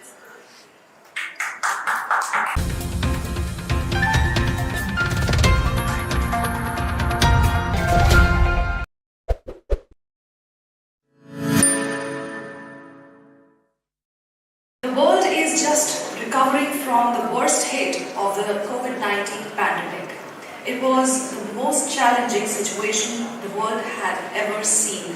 At the same time, the most challenging time we have overcome and walking towards a better tomorrow. The pandemic hit all areas, sectors, classes, and made the world run unified and united. The global impact is immeasurable, but overcoming and navigating to move on to the right path is a must. Ladies and gentlemen, let's learn how to navigate through such challenges from the panel discussion on navigating choppy waters. I invite on stage Ms. Shweta Rajpal Kohli, Chief Public Policy Officer, Sequoia Capital, India and Southeast Asia, to take over as the moderator of this session. Let's give her a huge round of applause. I now invite the panelists on the stage, Mr. Vishesh Rajaram, Managing Partner, Special Invest. Mr. Mayank Kumar, co-founder and MD of Upgrad. And Mr. Anand Vivilpuri, partner, Bessemer Venture Partners. I now hand over the session to Ms. Shweta.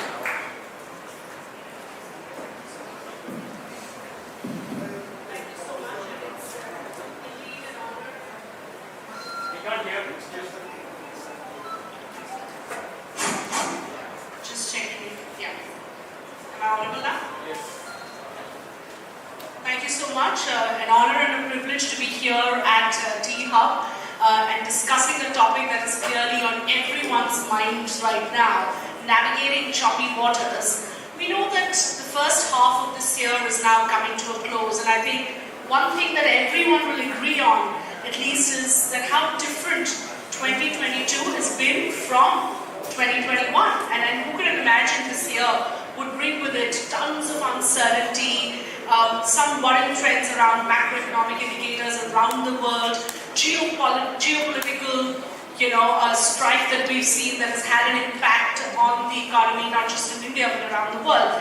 And compare it to the kind of exuberance that we saw, say, last year, and the valuations, the exits. So how different is this year looking? Is this something that is here to stay, or is it just, as Harsh was saying in the previous session, just a downturn cycle that we should be prepared to deal with, because that's exactly how businesses work. There are upturns and there are downturns. And if we are in the midst of a real serious downturn, how do we navigate these choppy waters? So let's get cracking and let's first try and understand what's really going on with us here. And Anand, let me first get your thoughts on the current environment as far as the startup ecosystem goes. What we're witnessing right now, is this a real downturn? Are you worried? I'm not worried. I think I totally, I think it's like when you go to a party, you you tend to eat a lot sometimes, and then your stomach hurts. But that's okay because you ate a lot. So I think that's the same thing. I think there was a lot of exuberance last year, which some of it was maybe not being warranted. Today, people are probably, it's like pendulum, it's kind of gone to the other side, very, very worried. But if you're a founder and, what really matters is, what's the product you're building, are your customers paying for it? And your customers are the most important thing. So we don't look at valuation as much. I wouldn't, worry about multiples, valuations, all that. I would just focus on your customers. And customers are still using software, customers are still buying products. And I don't think that's going to change in the long term. So I wouldn't be worried.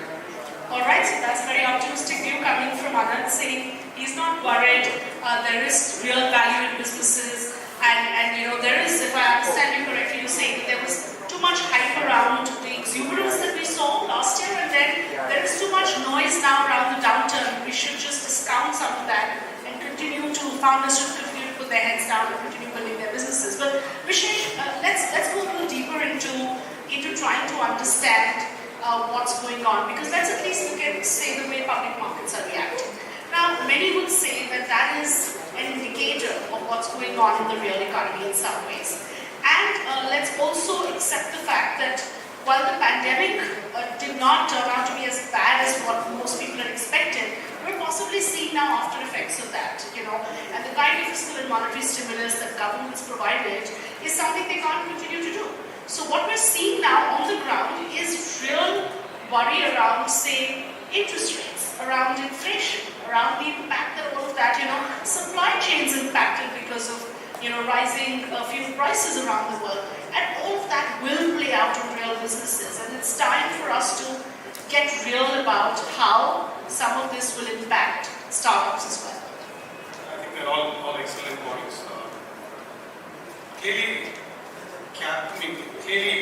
COVID coming in led for different governments and different policymakers to take steps that could address problems that were then immediate, right? That led to capital being more easily available, interest costs being low, and that is only going to last for some time.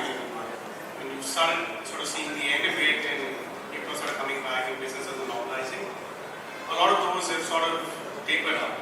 And what that's, of course, led in a mix of that is possibly led for one, inflation, and two, cost of capital is coming. Yeah. I think the big impact of cost of capital going up is a reflection of assets being repriced, or public market multiples being repriced, or companies being repriced. Right?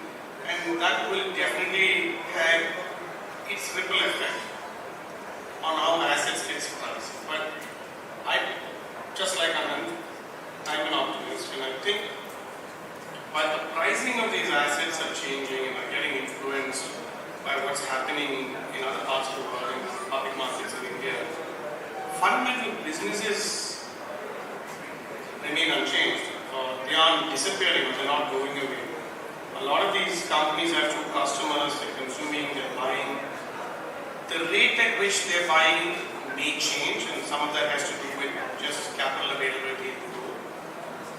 But the need itself is very foundational and strong.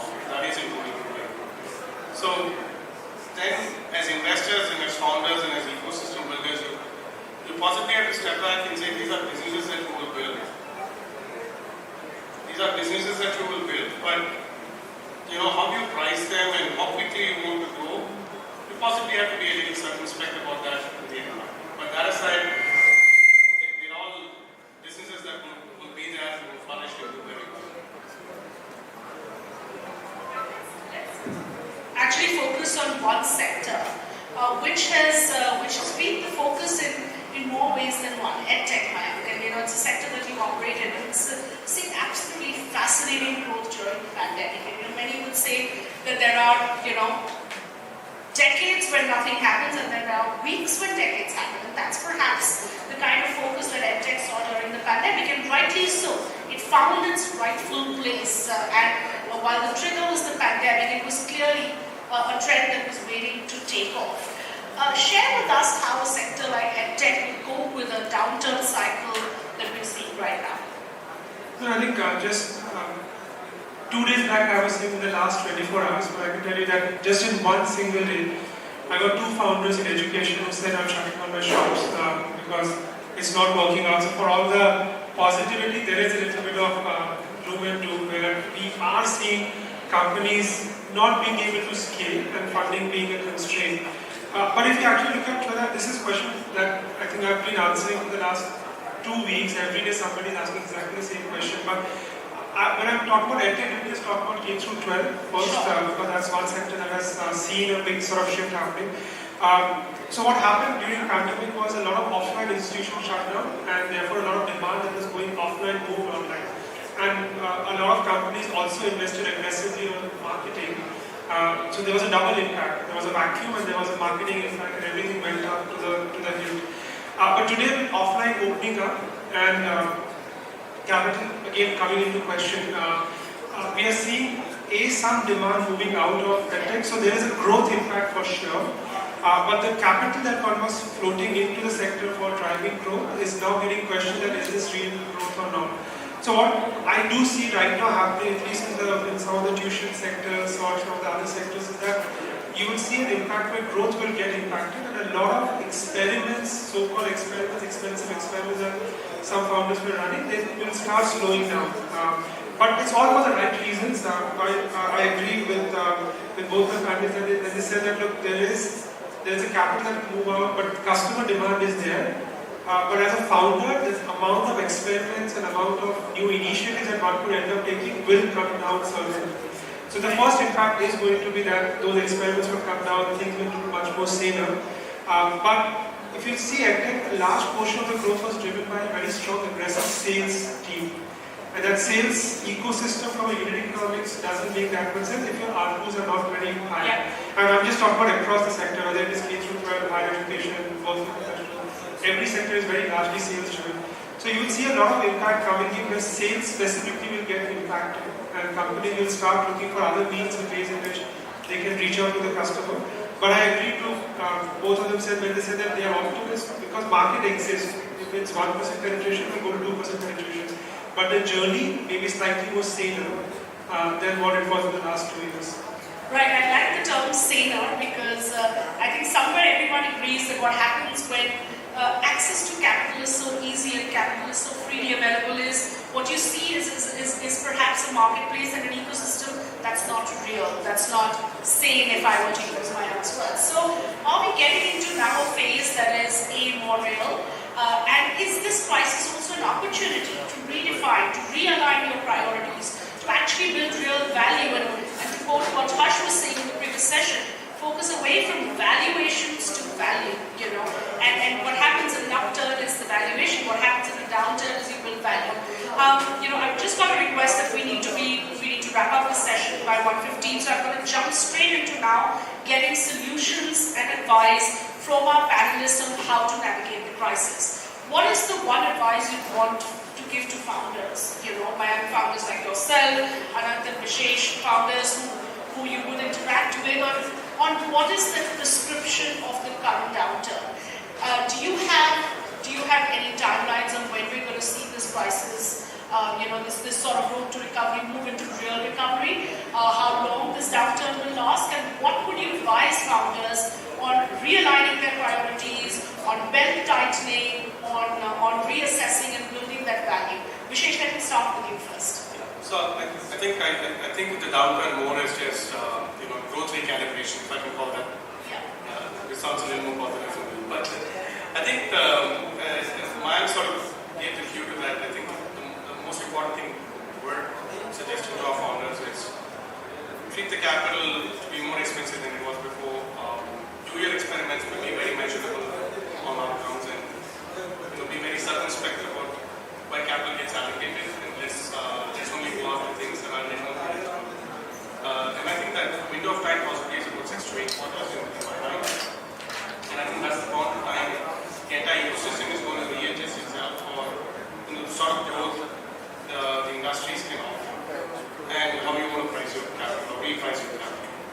But there will be a lot of pain during these 6 to 8 quarters. Can we expect? So obviously, as Anand would say, there's a lot of noise that he's here in the media, and then there's layoffs, and then there's cost cutting, and there's. So are we going to see that pain pan out and it'll get worse before it gets better?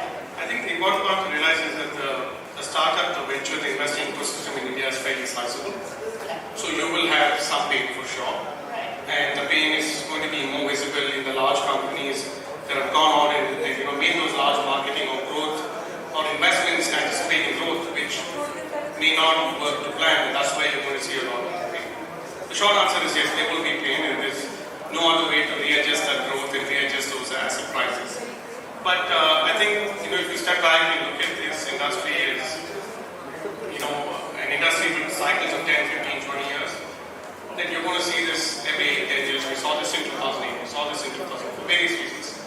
But in the ecosystem, you're going to see some of these shocks every 10 years. You just have to learn to keep moving from there. Yes, and the question clearly remains how deep will that shock be this time around? I think that's something that most people are trying to.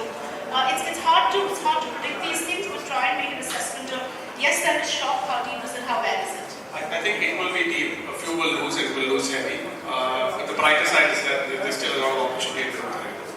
Right. Maya, your advice to every founder who comes to you and says, you know what, I may shut down my business. The best part that I've seen is that my unit economics in the month of January, then April, and then June is fundamentally different. And the good part, as you said, that look, all of us believe that the market is there, but because of what the situations out there and the narrative that's there, you always remember that at the back of the mind, capital is going to be difficult to get. A lot of decisions that were pending have got accelerated. What happened in 1 week for a decade, it's now happening in 1 month. What would have taken me personally 5 years to execute. Some secrets that I just spill out right now. We cut our marketing spend by half. Nothing happened to revenues. And this is not just me, but I can talk about 5 other founders who came and told me. I'm serious. But this is very prescriptive and very interesting data point coming from you. So you're saying that probably we were spending way more than required. Way more than required. And the same customers are coming from your own customers who are calling back and saying, okay, look, the product is good and they will buy it. And this I'm just telling you, Shweta, this is for across multiple companies. They are coming to be exactly the same thing. Across sectors, I guess. Across sector. Half the spend, nothing happens on revenue. Certain things that you as founder, anyone as founder will be doing as sort of large scale experiments, you go back to the basics and bare bones and the experiment still works. And you come out of that thinking that, look, I don't need 15 people to run this, I can do it with 2 people. And I guess the brighter side, as you said, Vishnu, was that when you're pushed against a wall, you will come out with much brighter ideas. The ideas that you would be afraid of taking earlier, today you can take it because unfortunately the best idea comes and you don't have an option. And if you do not have an option, you will come out with the best ideas for running your own venture. Interesting. Anand, your thoughts here? It's hard to follow that, to be honest. I think he said pretty much everything that is really important for founders, and I think I'll just maybe try to not say the same things again, but I think it was just a resource allocation issue. There was a lot of capital available, so people with capital had any problem. And like Mike said, I wouldn't actually recalibrate growth. And we've had these conversations in our portfolio. I would not ask any founder to recalibrate growth. I would ask them to do what Mike said. Hey, this is the growth target, and you now have half the money to do it. So do it, and that's where founders earn their equity. That's where founders, become. That's where there's that saying that you polish the diameter of the half or something like that. I know it in India, but that's what's going to happen. You had too much of resource, now it's less, so you figure it out. But Anand, is there going to be a premium and focus on profitability and better margins like never before? Like, is there going to be pressure from investors to founders saying, you know what, you've gotten to our profitable sooner than we had thought? Yeah, so I'll say something which is a little provocative there. I think long-term investors who've been in the ecosystem for decades, they will not change the way that they were investing. They will invest the exact same way, and they didn't change the way they invested last year or 2 years before as well. I think folks who haven't seen cycles will swing to the other side. I think, your fundamental unit economics are always important, but putting too much emphasis on growth like people did last year, or putting too much emphasis on your profitability, none of them are good. Right. So, I wouldn't push back on saying, oh, now let's start chasing profitability. That doesn't that company which is going to only get public markets in 7 to 12 years. You can't be reacting to major reactions. I think you are the longest term capital in the market.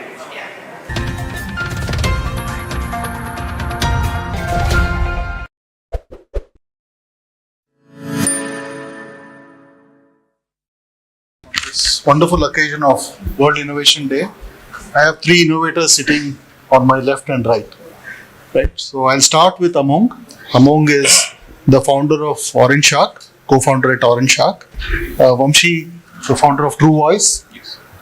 He's building something which will take on world giants. I'll get him to talk about it. Hopefully. And last but not least, I have Gautam from Quixie. So let's start with a quick 1-minute introduction of each one of you. Could you just tell the audience a little bit about what you're trying to build? Good evening, everybody. I thank T-Hub for having me and for this wonderful opportunity. Actually, we have built is an alternative to, say, Google Dialogflow or IBM Watson. And many people told me before a few years, this is all done and dusted and there's nothing to do. But I told them if they can do, we can do much more efficiently. And AI is changing every day. And what is innovated 5 years before is not relevant today. So there is a lot of opportunity to create, and that's what we want to. We have done the product, and we are very confident about it. And that's in brief of what we have done. Hello, everyone. I'm Among. I'm from Nagaland, but Hyderabad is home now. I've been here for a very long time. I've been living here for 20 years. I came here as a student and never left. So when I was at the University of Hyderabad working on my PhD, I along with a couple of friends came together and worked on an edtech company called Education for Free. We developed a product called the Virtual Classroom, and the idea was to teach kids in rural areas through a network of volunteer teachers.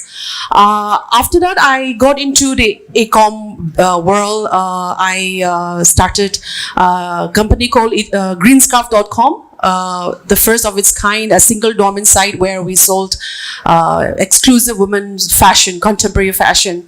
I took a break in between raising two little humans, and in the year 2019 I founded InfluencerCon, which is the biggest influencer convention in the country, and it's part of India Joy Festival in Hyderabad.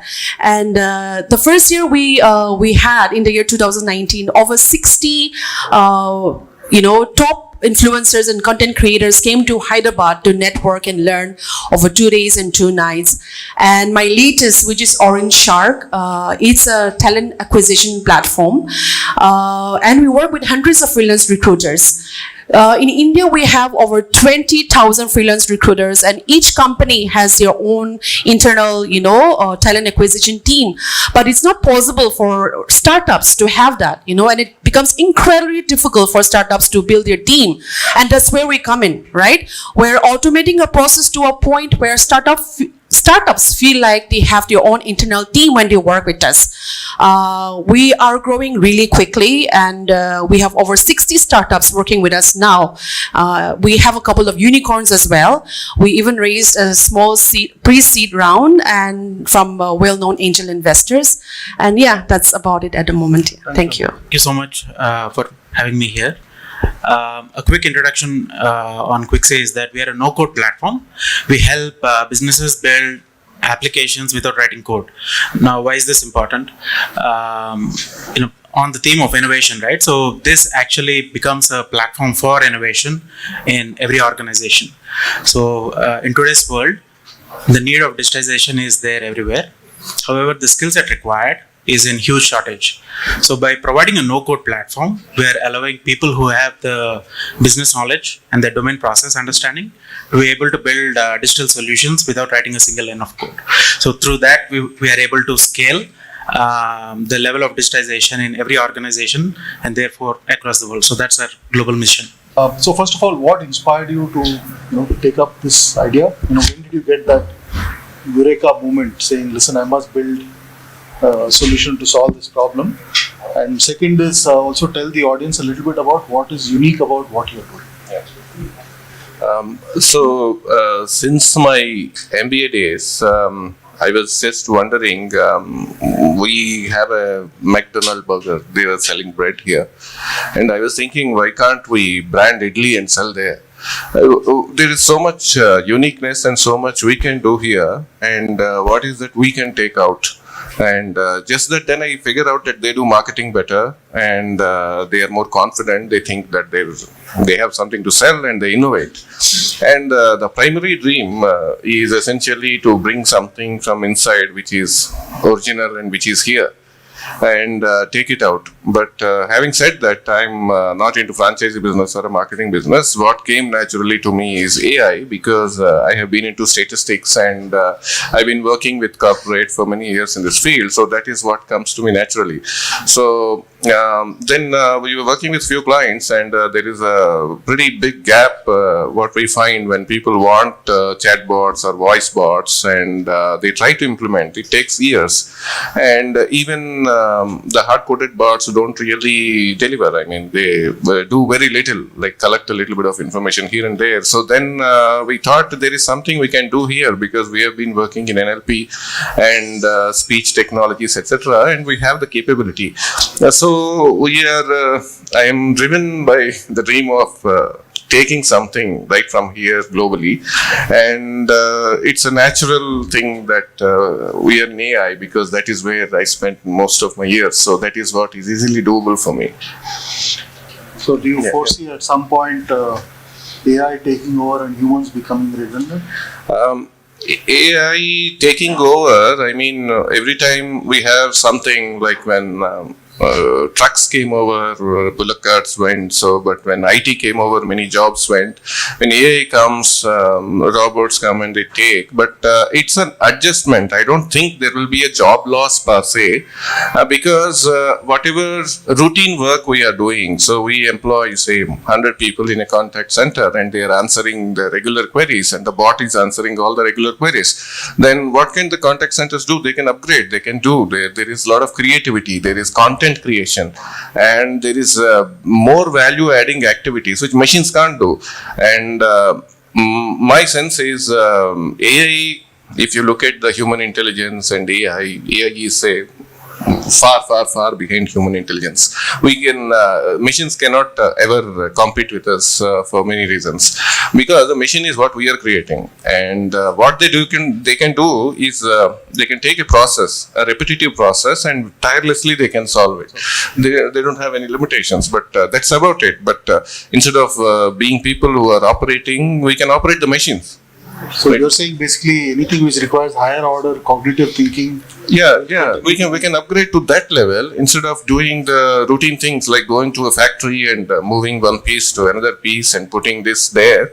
The human workers can do better than that. They can actually innovate. They can work on some creative stuff, and right. So there's higher value adding activity we can migrate to. Sure. Thanks. That's a great answer. Among, let's go to you and let's talk about Orange Shark. Right. So you've been almost a serial entrepreneur. Yes. So what kind of triggered the idea of building Orange Shark, and what is so unique about what you're doing? So we are three founders in the team, and it was my co-founder who came up with the idea actually. So he's from the hiring space. So he had come from Singapore to Hyderabad during the first lockdown, and he was helping a few French startups to build a team, and that's when he saw the problem, and that's where the idea came, and he brought me and the other co-founder together. So what the other question, what is unique about us? I think we trying to automate the entire process, right? And bringing all the players together under one platform. I think that distinguishes us from the rest. Well, there are so many players. I think we just want to step back, right? Everything will be done like from the freelance recruiter companies. You're going to interact with each other on the platform and to get things done. So I think automating the process is what sets us apart. Yeah. Sure. Thank you. Gautam, no code has been an idea whose time has come, but when did you decide to, So what triggered the whole idea of building a no code platform? A lot of frustration. Okay. Tell us about it. So we used to have a couple of products that were targeted for maritime and aviation industry, and but the products were never 100% fit when you move to the next customer.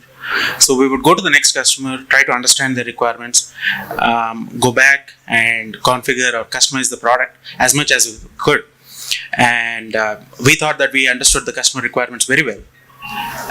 And then we would go back with the customized solution back to the customer, and we all know what happens next, right? So the customer would be like, this is not what I want, and all the positivity goes away. The excitement of creating something new or that innovation goes away. It becomes contractual. It becomes, I said this is where it's written. And we felt that we used to put in our heart and blood, or sweat and blood into the code and build it and put all of that effort, and then we get looked at as somebody who's trying to cheat them or something like that, right? So it used to frustrate us a lot. The whole point of doing this business was to be able to delight the customers, but we were never able to achieve delight. At best they were satisfied. So we tried to understand, when we looked at that problem, what's causing this. In spite of the best of our efforts, it's essentially two things. One, the amount of time it actually takes to build a solution. We lose the momentum. So the thoughts change, the people change, and sometimes even the processes change. But the second most important thing is the people who understand the process, the domain, or their problems, they do not necessarily have the skills to be able to build the solution, which is the most important problem, which is why they're relying on some other person who has the skills but probably does not understand the problem. And we thought that, okay, if we are able to create a platform, our goal is to achieve customer delight. If we are able to create a platform and allow people who understand the problem, they will be able to in fact build much higher quality solutions as against a professional developer. And that's how it all started. So are you going to make developers redundant? Higher purpose. Higher purpose. Okay, thank you. Okay, let's go back to you, Vamshi. So in terms of, obviously all entrepreneurs by design have to be innovative, right? By choice, by design. Yes, I think so. Yes. So how do you keep that whole culture of innovation, alive in your entity? How do you think about innovation, right? Do you build a roadmap, or how do you, for example, there's a young startup here, which is out, at idea stage and is now trying to figure out how to build something, right? If there are any secret sauce or secret mantras you want to share? I'm not sure if it is secret, but the way we looked at the problem is people are taking, say, 6 months, 1 year, say 2 years to develop a bot, and then once they have to change it, then again they are struggling. So just define the problem, like, can we make a conversational bot, can be a virtual agent like she's on Alexa, or a smart speaker, can you make it in a week? Can you make it in 3-4 days? Now, people are spending a lot of time in data preparation, and then give an example. I think many of the people here can relate to it. Machine learning, you give examples and it recognizes something, then you again retrain it, recalibrate it. But then we said, can we automate data preparation? So the first point of innovation, I think, is defining your objective in very, very specific terms. And once you define in a very specific term, then I think the team gets organized towards that. And I would suggest, to all youngsters particularly, and all Indians or anywhere, anything can be achieved. You should believe in yourself. Most of the problems, for example, AI is something I am speaking here, but most of the NLP algorithms or speech algorithms are invented in 1920s and 40s by funded research in Stanford, etc., etc. And actually that is what we are still using, because the computing power has enabled it to become commercial now. So, there are many things available outside openly by funded research, by universities, and a lot of technologies available. I think we just have to believe in ourselves, and we have to aim as high as possible. At least we'll end up somewhere. No, I think some great comments by all of you in terms of all of the solutions you've built have come from experiential learning, right? It's a problem you've seen, the problem you've seen. And also, I think the point you made about leveraging the resources out there to build on something which helps solve quicker, faster, more efficient. Yeah, correct. There's a lot of ecosystem, lot of technology available, a lot of math available for everybody. Okay, good. Okay, so let's go back to you and we'll change the order a little bit just to keep it interesting. How do you, for both startups, we also have a few corporates in the audience, right? And in today's, we've had 2 Black Swan events in the last 2 years, right? Ukraine and then COVID, right? And obviously companies have had to completely transform about how they do business and this whole digital transformation and all of that. Any thoughts on how to keep it, how to keep the culture of innovation alive, both in startups as well as in corporates, based on your experience? So I'll just give our experience on how. So we started selling Quixie in February 2020, end of February 2020. I think within a week or 2 we realized that COVID is here. So the way we had to think and realign ourselves was something. Maybe I should not use these words referring to COVID, but it was a great learning experience ourselves in terms of how we had to be agile, switch ourselves, because we had a very clear laid out plan in terms of how we were going to execute over the next 6 months to 9 months, and we had to change it within a week. And we were totally clueless in the beginning, but the process actually made us as an organization very agile and nimble in terms of that we started believing that nothing that we are looking at is going, we cannot take anything for granted. So anything beyond a month is a plan that is a plan, but we keep reviewing very frequently as against creating very long fixed plans. So we keep ourselves very agile in our minds as well, that we should be able to change anything at any point of time. That it has become one of the core values of our organizations, speed and being agile. And that has helped us continue to evolve as the situation unfolded. So when the Ukraine war happened, it actually didn't make much of an impact for us. So I can only speak from our experience. So I felt that maybe that could be useful to us. So to innovate, you have to be agile. That's 100% summary what you're saying. Yes. Yeah. So we absolutely believe in empowering our team, right? We want them to have the ability to come up with solutions. We want them to, take initiatives, right? That's the kind of culture we're building, because at the end of the day, they are the ones who talk to our customers, right? The job seekers, the companies, the freelance recruiters, day in, day out, right? Do you know what the problem is? And so we tell them, like, imagine yourself as a part owner. What would you have done? For a particular problem. You don't have to come and tell us for every solution that the problem requires. So we constantly work on that, and we strongly believe that it's not top to bottom, it's bottom up. And we want them to tell us what we should do next, right? We want our team to tell us where we should go next. We want our customers to tell us where we should go next, because that's how our, the work.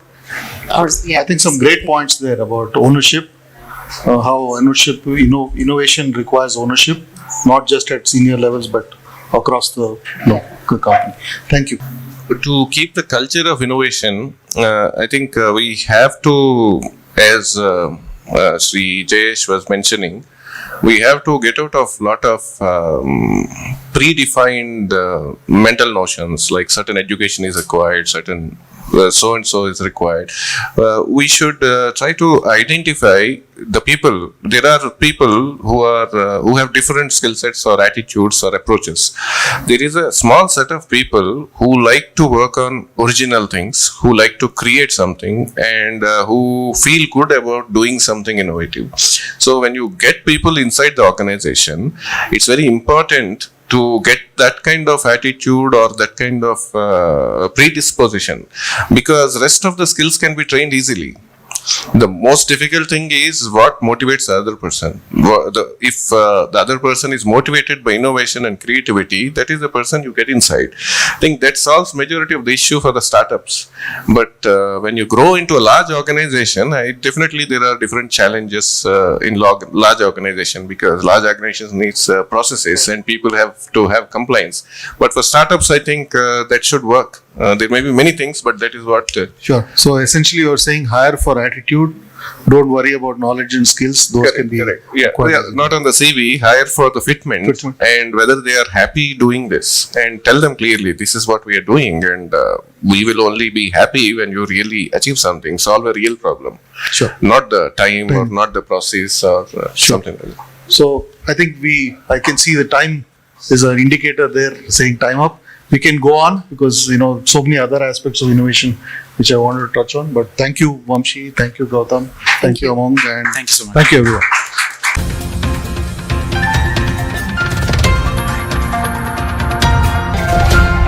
Good morning, everyone. A very warm welcome to all the dignitaries and the audience assembled here. First of all, I would like to introduce myself. My name is Asma Javeen, Assistant Professor from Indore Institute of Engineering and Technology. I will be the MC today. So it gives me immense pleasure to welcome you all on the Flame of Entrepreneurship event.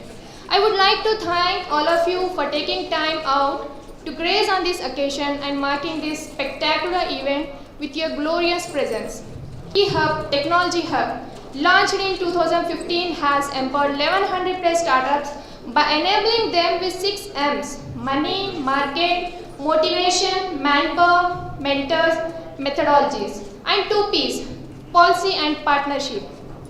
60 C+ corporations accelerated their business by partnering with T-Hub for innovation. As a run-up to the launch, T-Hub, Technology Hub, in collaboration with its innovation partners TSIC, Telangana State Innovation Cell, V-Hub, Task, Telangana Academy of Skill and Knowledge, REACH, the Research and Innovation Circle of Hyderabad. The goal of Flame of Entrepreneurship event is to recognize the entrepreneurial potential present all over the Telangana and celebration of the same.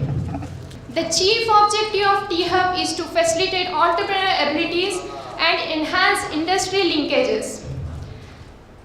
The government is striving towards making Hyderabad the innovation capital of the country. As the CEO of Task, Sri Srikant Sinha Garu, has facilitated more of employability for the youth of Telangana under the development of ITE and C, Government of Telangana. It helps students like us to create investable technology-based technology. I really feel delighted to host such a program that drives into entrepreneurship spirit in collaboration with Telangana Skill and Knowledge. We will work diligently by putting our efforts towards creating budding entrepreneurs with the great initiative of T-Hub, Technology Hub, and Task. Ashrita Padmasana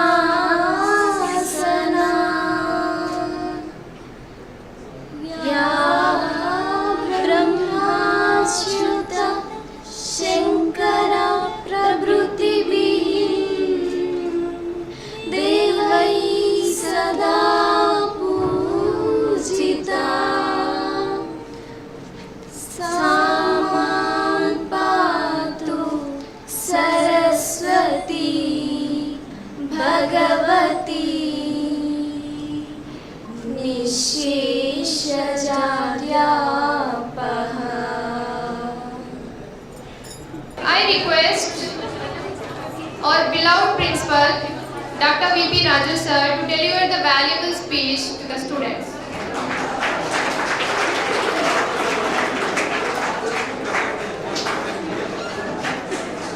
Good morning to one and all. Good morning. Dignitaries on the dais, Mujibul Khan sir, IAS, Additional Collector, Siddipet District, Srikant Sinha sir, CEO Task, ITE and C Department Telangana, Government of Telangana. Rajesh Vatlam, CEO AIC J-Hub, Government of Telangana. Kumar Mucham, Task. Dignitaries on the dais and off the dais. Very good morning to one and all. At the outset of Flame of Entrepreneurship T-Hub 2.0 inauguration function, I express my hearty welcome to all the dignitaries on the dais and off the dais. HODs, faculty members, my dear students, I am very thankful to T-Hub for giving opportunity to host this wonderful event in our college. My sincere thanks to J-Hub and Government of Telangana. So, the very purpose of this meeting is Flame of Entrepreneurship. First of all, we should know what is entrepreneurship. Entrepreneurship is an individual creates his own business and bearing the lot of risk and enjoying the profits.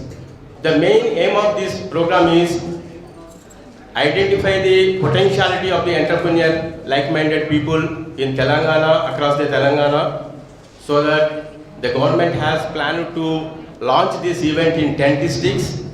We are the one of the district, we have to conduct this program. I wish all of you become entrepreneurs rather than being an employee.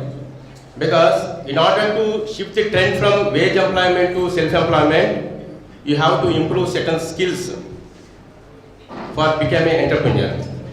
That is we call it as a critical skills.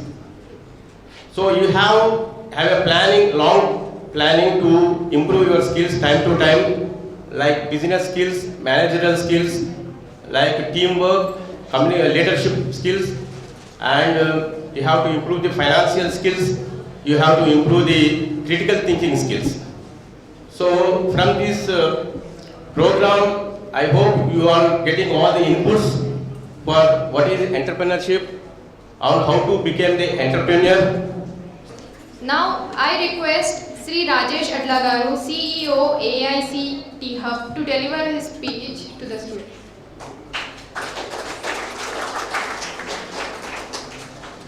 We want to see all of you become job creators rather than job seekers. There's nothing wrong in seeking a job, but the nation needs many more job seekers and they need many more startups to stand with the growing economies in the, against different countries in the world. So we wanted to build the nation step by step by building startups in the state. And as you all know, T-Hub does a lot of programs, program at every level of the startup. For every stage in the startup journey, T-Hub has a program like Lab 32, which is known for market access, T-Angel, which is a program we do for startups to get investment. And we also do a program called Trestle, which is a program where they take the Indian startups into the American markets. So we also do it with some European markets as well. So these are all initiatives to help you guys. If you have any great idea, just remember T-Hub is always there to support you. We'll help you convert your idea into a product and also your product into a business. Now I request Sri Srikant Sinha Garu, CEO of Telangana Academy of Skill and Knowledge, ITE and C Department, Government of Telangana, so to give valuable speech. We are not into creating entrepreneurs but creating an entrepreneurial mindset, which is probably more important than actually creating entrepreneurs.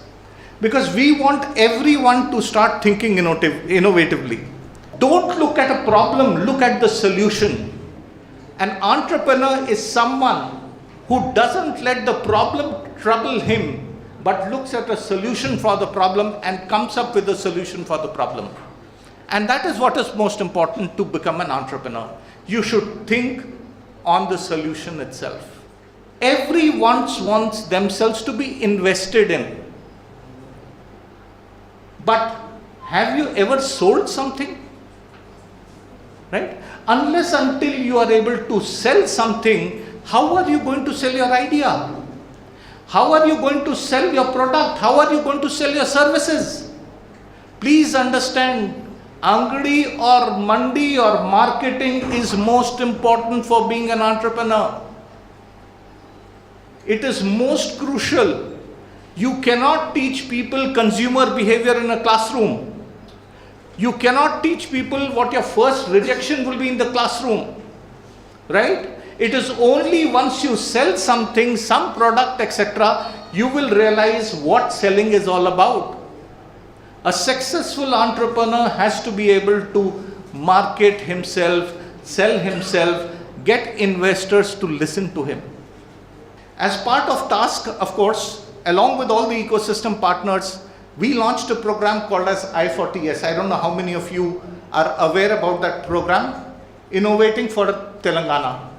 That ran with the punchline, Samajika Avashkarnalu Sarlimaina Jivitanki. Social innovations for simplifying lives. So this was a program that was aimed at creating social innovation and rural entrepreneurship.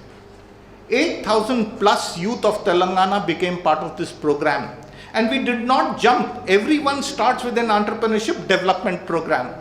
We said, no, that is wrong. Let us start with an entrepreneurship and innovation mindset development program first.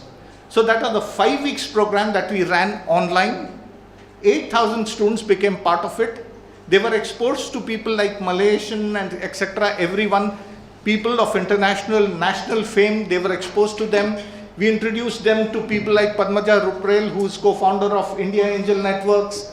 We introduced them to Kinnar Kanek. We introduced them to Padma Shri B.V.R. Mon Reddy Garu. We got them interacting with Padma Shri Professor Anil Gupta. All the people who are the names who are important in innovation and entrepreneurship were given access to these students. From these 8,000 students, we further brought it down to about 30 ideas finally, after an ideathon, and about 200 odd people. It was very difficult for us to select, but then we looked at how do we select them. We got experts to help us from the ecosystem itself. And then we started the second journey of 12 weeks of an entrepreneurship development program. Now all the videos were bilingual. Everything was bilingual, English and Telugu both. And this entire thing is available on the Task website itself. So my humble submission to you is, of course, we'll be launching the second phase as T-Hub 2.0 is starting. I40S 2.0 will also be starting in July. So please watch out for that announcement also. But the big announcement today is T-Hub 2.0, which is opening up. We are also talking to T-Hub, and like some of you might have visited T-Hub also earlier as an industrial visit. So Task will ensure that we are able to bring some of the students also to visit to T-Hub 2.0 during your stay in your university and campus itself. Task is looking at creating micropreneurs and solopreneurs. If you are able to help yourself, survive yourself, have a livelihood for yourself through something that you develop, or also employ some more people, that is good enough, right? And then of course you could scale, you could look at how it could be replicated or scaled up. In fact, the important thing is what problem you are trying to solve. So I will tell you 3 guru mantras for what kind of a problem and how do you solve that. The first is, whatever you do, right, it should be frugal in creation. Basically, whatever you develop, ensure that whatever it is not expensive to make. That is the first thing. Second thing, it should be affordable for people to buy it, right? Whatever your product, service, whatever it might be, it should be affordable for more and more people to buy it so that your entrepreneurship can be successful, right? And third and most important, it should be accessible, which means anyone across India should be able to get it, across the state should be able to get it, all kinds of people should be able to benefit from it, including persons with disabilities. right? It is time our education institutions also start talking about startups that are coming out from their institutions. I'm extremely happy to know that, out of the IIT Delhi batch, 53 people took up entrepreneurship this time, right? Which was never the case. Most of the people didn't go for jobs or went for entrepreneurship. But when will our education institutions start talking about the entrepreneurs that they are creating? I think if we want to give entrepreneurship the right due, which T-Hub and the entire Telangana ecosystem under the leadership of Honorable IT Minister, Industries Minister KTR Garu, and under the guidance of our Principal Secretary Shri Jayesh Ranjan Garu are trying to do, can only be achieved if we are able to, leverage on the ecosystem that has been created. And here I want to also mention one more thing. Startups in other states are also there. I'll not deny that. But in Telangana, the government encourages startup. I don't know how many of you have attended some task programs online, but the platform that we use has been incubated by a startup led by a woman in VHub. And we have used that as our LMS and our video broadcasting tool. And that is how Government of Telangana encourages startups. Now I request our chief guest, respected Muzammil Khan sir, to render his valuable message.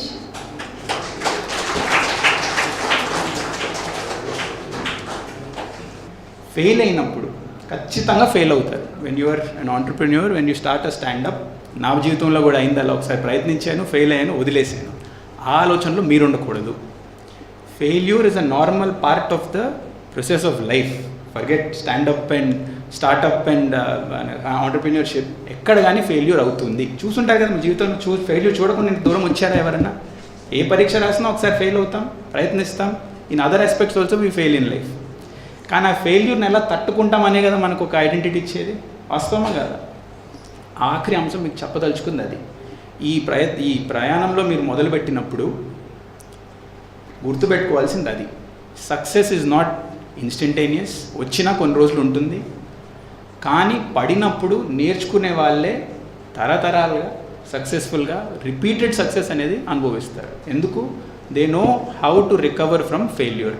ఒక successful entrepreneur కావాలంటే కావాల్సింది డబ్బు కాదు, కావాలంటే మంచి college degree కాదు, కావాలంటే భూమి జగ కాదు, కావాలంటే మీకున్న పరిచయాలు కాదు. కావాలంటే ఆలోచన రీతి.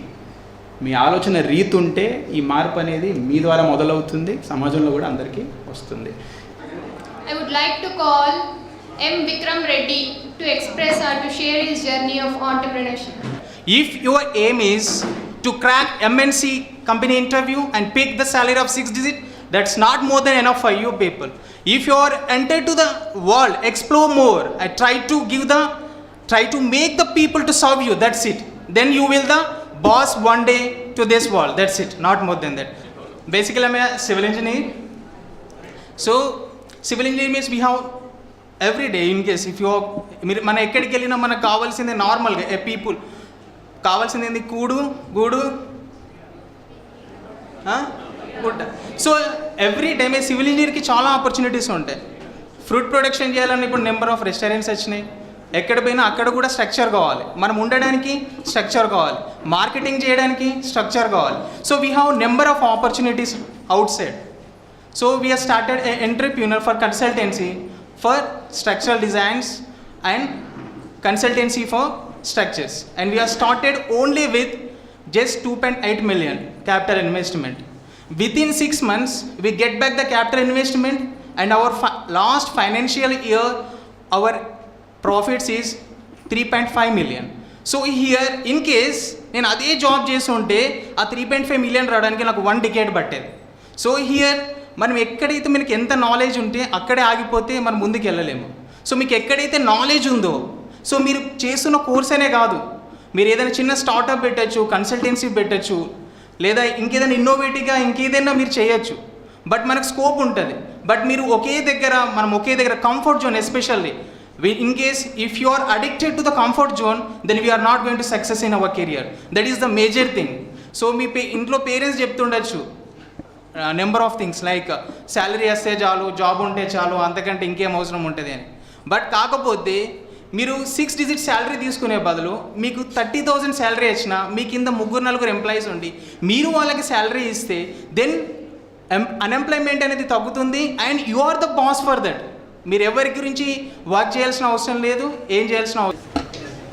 So this flame of entrepreneurship event being covered by MyStartup TV, it would be broad telecasted on MyStartup TV app available on iOS and Android, MyStartup YouTube channel, LinkedIn and across other social media platforms.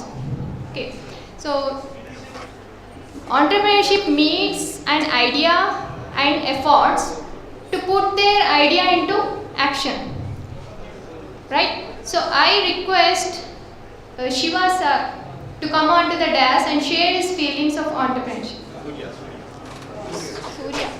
Surya sir. And I'm a COO of Amusa Sustainable Private Limited, one of the top 10 e-commerce platforms in India. I used to work as a bank. I used to work as a developer and lead data analyst as in Bank of America. After 2 years, I came to India, and me and my friend Pallavi, we are hanging out in a place, and we got an idea. There is no market for organic products. Why can't we start a company? We two sat on a bar table and we started this company. Right now, we are having 175 employees working for us right now, and it's one of the top level multinational company which is competing all over the world. Okay, my company doesn't exist in India. It's all over the world. Right now, we came to Indian market and we started in such a way that currently my Indian revenue is per day is 10.75 million rupees. And also, once before 6 years, we went to some investors and we want some investment to invest in my company. Right now, I'm an angel investor and as well as a venture capitalist. Right now, I invested in more than 15 companies in all over India. Example, Furlanco, example, Mystic Dates, and there are many other companies. Right now, I'm a venture capitalist. I'm working as a venture capitalist, and there are I have a share of 72% holdings in all the international companies. Thank you, Surya sir. So next, I would like to call Arun to share his journey of entrepreneurship. This is Arun. నేను 2018లో ఇదే college నుంచి pass out అయ్యాను, civil engineering department నుంచి. Before 2018 నేను చెప్పాను, ఎందుకంటే ఇలా సెమినార్లు కూర్చోవడం, క్లాస్ వినడం ఇదంతా కామన్ అది. ఆఫ్టర్ 2018 కాలేజ్ అయిపోగానే, ఎగ్జామ్స్ అయిపోగానే ఇంటికి వెళ్ళిపోయాను. అండ్ నాది మెదక్, ఇక్కడ కాదు. మెదక్ వెళ్ళాక 10 days రెస్ట్ తీసుకున్నాను. తర్వాత ఒక కంపెనీకి ఇంటర్వ్యూకి వెళ్ళాను. వాళ్ళు రిజెక్ట్ చేశారు, కమ్యూనికేషన్ స్కిల్స్ లేవని. తర్వాత ఆలోచించాను, సర్టిఫికేట్స్ వచ్చాయి, చూశాను. నా సివిల్ అయితే నేను ఎందుకు కమ్యూనికేషన్ సైడ్ వెళ్తున్నాను, ఇంటర్వ్యూస్కి ఎందుకు వెళ్తున్నాను? ఎందుకంటే నేను వెళ్ళింది సాఫ్ట్వేర్ ఇంటర్వ్యూ. తర్వాత ఆలోచించి మా డాడీకి అడిగాను, లోకల్లో ఒక ఇంజనీరింగ్ ఆఫీస్ ఉంది, నన్ను అక్కడ జాయిన్ చేయండి అని. మా డాడీ వెళ్ళాడు, జాయిన్ చేశాడు. అరౌండ్ 2.5 years నేను అక్కడే వర్క్ చేశాను with 2,000 salary. 2.5 years with 2,000 salary. After 2.5 years, I have hope.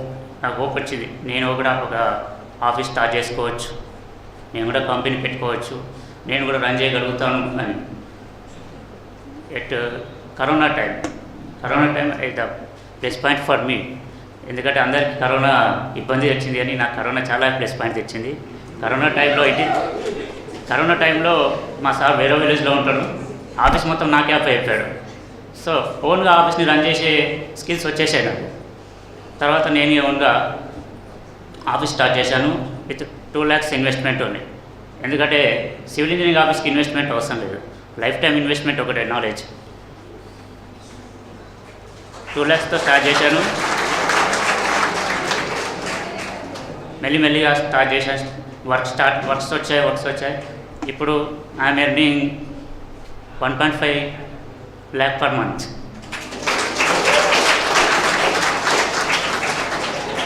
And ఇది ఓన్లీ నాదే కాదు, చాలామంది సపోర్ట్ చేశారు, పేరెంట్స్, ఫ్రెండ్స్, అక్కడ ఉండేవాళ్ళు చాలామంది సపోర్ట్ చేశారు, కొంతమంది డిగ్రేడ్ కూడా చేశారు. ఎందుకంటే నేను ఆఫీస్లో వర్క్ చేసేటప్పుడు వస్తారు, కొంతమంది తెలిసిన వాళ్ళు కూడా వస్తారు. ఇక్కడ వర్క్ చేస్తున్నావు 2000 సార్లుకి ఎంటెక్ చేయొచ్చు కదా, హైదరాబాద్కి వెళ్ళి జాబ్ చేయొచ్చు కదా. నేనేం ఆన్సర్ ఇవ్వలే వాళ్ళకు. నౌ దే ఆర్ కమింగ్, నాకు ప్లాన్ ఇవ్వండి సార్, నాకు ప్లాన్ ఇవ్వండి.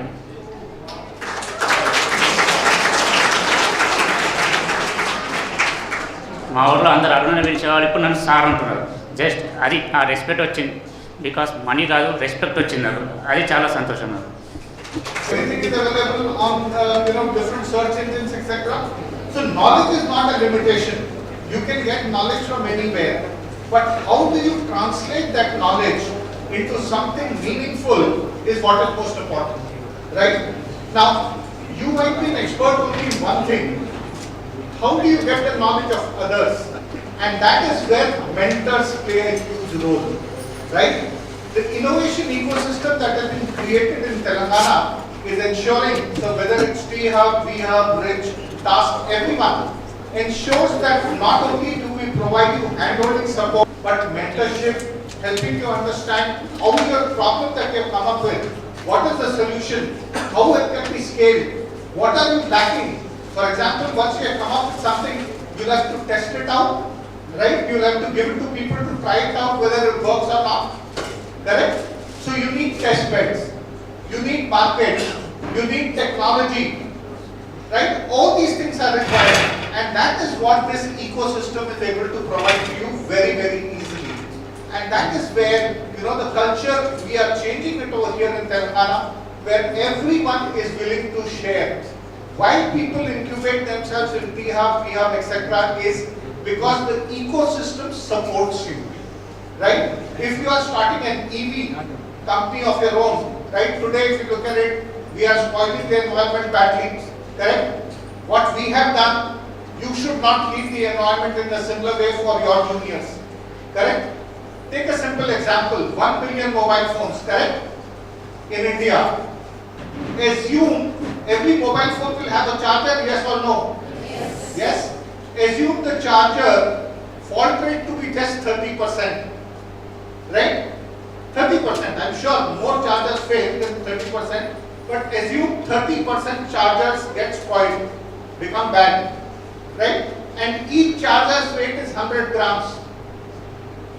Right? Can anyone tell me how much amount of e-waste are we generating? Anyone good in maths? Come on. Yes, quick. 30,000 tons only of chargers. I'm not even talking about mobile phones, I'm not talking about laptops, desktops, ACs, projectors, cameras, nothing. Can one of you come up with an idea through which e-waste can be recycled properly? Right? Can you come up with an idea where you don't require air conditioners, civil engineering students? Right? And that is what is important. There are so many problems. We don't have to, MIT, etc. people need to step out of their labs to come at us problems. Here there are hundreds of problems waiting for solutions. Address those solutions.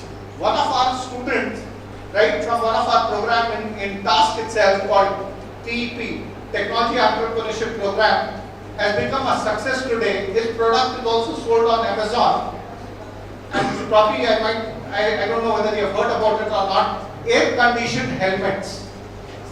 Right? Josh Technologies is the name of the company. And what this boy did was created an air-conditioned helmet which is selling like hotcakes in the Middle East, where temperatures are very, very extreme. Right? So you have to start thinking about that. And one thing which Telangana ecosystem promises you is access to people like Surya and all the other entrepreneurs that we are talking about. So knowledge sharing, helping you ideate, coming up with refining your solution, your problem itself, your solution, ideation, everything is part of the Telangana startup ecosystem. And that's what T-Hub 2.0 is going to further accelerate and take it forward. Right?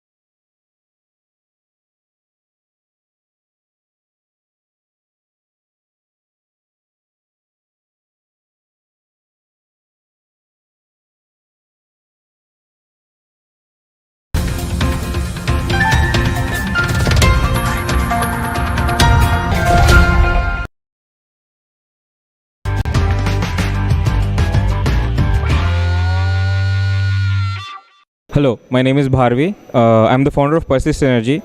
Persist Energy is an electric vehicle startup that is helping small business owners and MSMEs with their commercial transportation. We know that there is a lot of electric vehicles in India today, but most of them are focused towards consumer commute and a lot of city travel. We are trying to build an electric vehicle that is purpose built for MSMEs, for transportation of cargo, and for utility purposes. We are building a rugged modular vehicle that is going to allow small business owners, FMCG distributors, and last mile delivery people to be able to deliver their cargo more than 100 kilometers a day. Now these people are traveling more than 100 kilometers and they are spending more than 7,000 rupees per month in fuel. These are the people who need electric vehicles, and we are making electric vehicle technology for them. On the top of that, we are also coming out with innovative business models such as battery leasing, where the customer purchases the bike but he leases the battery. This has an important advantage. This is reducing the initial cost of acquisition by more than 40%. Our bike costs only 60,000 rupees. Our customers who have businesses can buy multiple of them with low initial cost of acquisition and scale their businesses faster. They can also spread out their transportation expenses by paying monthly, daily, weekly, or whatever matches their payment schedule. We also provide them a 30-minute promise, which is, we understand that whenever our customers don't have vehicle to make money, they are not making wages, and it's very important to them to not have downtime. We give them a 30-minute promise where we provide them a vehicle, a battery, whatever is required to get them moving again when they are stranded. It is our promise. On the top of that, we have been around since 3 years now. We worked a lot with our customers, and we have a huge community of small business owners and MSMEs in India, street vendors. We have 18 million of them who are supporting 98% of all commercial purchases.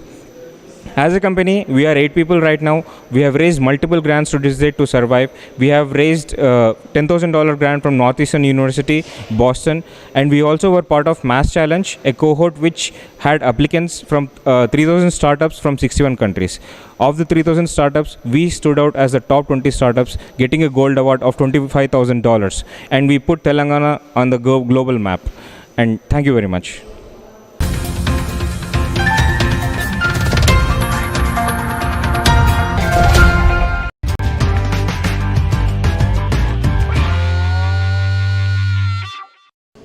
Hello, Namaste. My name is Srihari. I'm a co-founder and Chief Marketing and Communication Officer of Be Able Health. Be Able Health is solving problems in the neuro rehabilitation and physiotherapy segment. We are incubated in Center for Healthcare Entrepreneurship. This is a incubation facility in IIT Hyderabad, and this is a program where they actually have people who have ideas in the healthcare sectors, where there is an 1-year immersion program. Through the immersion program, we understand what is the problem that is actually happening in the healthcare industry, and we get mentored out of that problem that we identified. Then we actually find a solution for it. As a company, Be Able Health found that there is a need for intensive, engaging, and immersive way of rehabilitation, especially for stroke, traumatic brain injury, cerebral palsy, frozen shoulder, post-fracture, post-orthopedic operations for the upper limb. We are the first product is only on upper limb, but we have consecutive other products coming on the different other limbs as well. Our approach is very different. We actually have a gamified or game-based neuro rehabilitation, where we have Indian games specifically that the patient can relate to. We have one such game is letter tracing. This is a Hindi letter which the patient has to move their arms like this one and connect the dots. When he actually does that, what is happening is his arm repetitions, arm movements is happening. The patient get completely immersed into the therapy itself. In India, there are more than 18 lakh stroke patients every year, and most of the patients have problem with upper limb. To recover them and get back to their normal life or normal way of living, this device will be highly helpful. Our device, not only actually in the game-based one, we have sensors which actually connects and track the patient's data and movement patterns, and this data is being very helpful for the physiotherapist and the doctors to understand what is the condition of the patient and how he is able to recover and progress of the recovery is also can be tracked. With this data, the doctors can and physiotherapists can take informed decision about the course of therapy and effectively change the course of therapy so that the patient get the maximum out of the rehabilitation process and reduce the time effort that can be helped, that can achieve into their recovery itself. The company was founded by Mr. Habib Ali and myself, Srihari, and we were part of the Center for Healthcare Entrepreneurship under the guidance of IIT Hyderabad and Dr. Renu John. And in that, we got this concept of the gamification itself. So this is very much required because it is most of the devices that in physiotherapy and neuro rehabilitation are outdated technologies, and in India there is not much devices that is being developed. Most of the products that comes from outside India are very costly, and we actually made this. It is a patented device which patent granted, and this helps them into the rehabilitation, in the immersifying, intensifying, and helps to neuroplasticity, thus results into the muscle grade, progression in the muscle grade from 0 to upward. So this product can be used by hemiplegia, hemiparesis patients. Even though her one arm is completely paralyzed, still they can actually use this device. They can strap the device on the handle, and then they can use the other hand to train himself. So we have developed more than 25 games right now, and we are aiming to reach at least 50 games by end of this year. And we have more than 1,500 patients using these devices, and our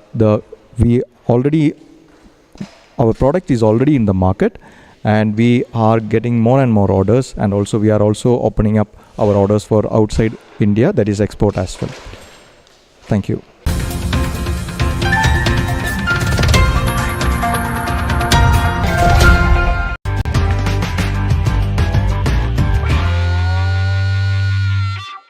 Hi, my name is Akita Koloju. I'm co-founder of HIMAC Healthcare Private Limited. HIMAC deals with the maternal and child care products. So we have started our first device with Enlight 360. Enlight 360 is an intelligent phototherapy system which will treat newborn jaundice. In India alone, every year we see 15 million babies suffering from critical jaundice.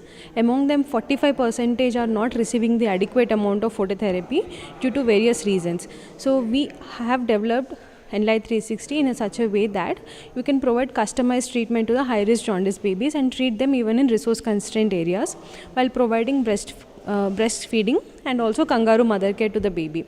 So with this, we are able to treat the baby at the mother side. We also want to enter into the home care markets to treat the baby in the home itself. So with this, we will be able to achieve to treat at least 6 million of babies in India every year. So that's our target and mission. And so we started our journey from this Biodesign Fellowship program from CFHE at IIT Hyderabad. Me and my co-founder Prasad Muddam have started HIMAC, and I'm a biomedical engineer and Prasad is an industrial designer. So we as a duo have visited many government and private hospitals in order to identify this unmet need, and we have received support from CFHE Incubation Center with respect to the space, with respect to the prototyping labs and also funding. So we have currently been funded by BIRAC and also incubation fund from CFHE Hyderabad. So we have developed this minimum viable product and we are entering into the testing and also trials phase. Thank you.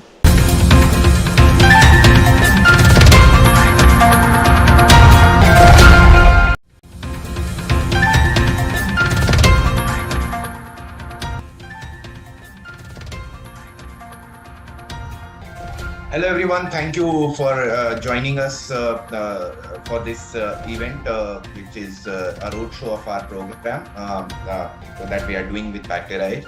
I'll quickly introduce IIT Hyderabad and then CI, the incubator. And as we proceed in the discussion, we will have Bacteria team introduce about the program.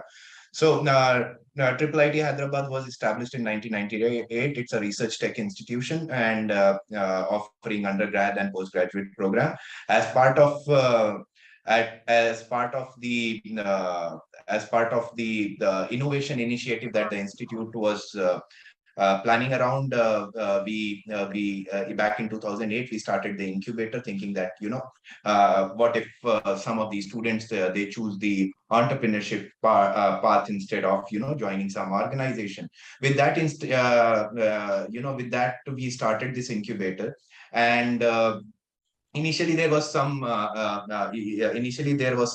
low interest, but gradually it grew. So by 2012 we had some 65 startups, and post the bifurcation of the state back in 2014, when Telangana and Andhra happened, the minister visited us and said that why are we not taking any more startups? So we were running out of space, we were running out of bandwidth. So that's when the idea was T-Hub was mooted, and T-Hub also came to the same campus. So IIIT Hyderabad, Indian School of Business, NALSA, Government of Telangana, all these entities came together and set up T-Hub. And most of T-Hub is now the current T-Hub is one of the largest incubators in the globe. So post that, our focus came to seeding early stage deep tech startups. So we started investing we were doing investments earlier also in startups through bunch of schemes, but post that we started doing it through a structured accelerator program called Avishkar. So it's a deep tech accelerator program. And we started, as I said, we started investing in startups through accelerator program. And since then, it has been a good journey. Under the umbrella of CIE, we have 3 incubators: deep tech, med tech, and social tech. All 3 are supported by various patrons. Niti Aayog supports the social tech, which is called Atal Incubation, and med tech is supported by DBT BIRAC. And after that, and deep tech being the oldest one, which has been supported by MIT, Tide, DST, and others. So our focus is a lot on research commercialization right now. We're productizing the academic research that is there, and few very interesting startups came out of there. One works into NLP. One came out of an NLP research of Professor Manish, and the other one came out of the computer vision CVIT lab of IIIT on the CV side. So computer science and computer vision has been always the primary focus in the for us to enable startups in those domain, and AI and subdomain of AI, because there are 72 incubators in Hyderabad, so each of them are good in their own way. So IIIT and all of them are very well connected. So the Hyderabad ecosystem is very well connected with each other. So in case some startups are need help from a different incubator, there is always a synergy, to move from one incubator to another, or do joint incubation for them. So that is there. We also run Media Tech Accelerator, and so that's a quick brief. Now I would like Dinesh, are you there? Would you like to chip in something? Definitely. Thanks, Anubhav. So it was, I must thank Anubhav, Ramesh, and all other fraternity from CIA and IIT Hyderabad to be part of this collaboration, right? So we greatly appreciate Anubhav and this team. So to give you a quick overview about Pactor.IH, the Pactor.IH is a global IT services company headquartered in US. We have an office in Seattle, Redmond, and in Hyderabad we have started 4 years back. I was the first employee of Pactor.IH.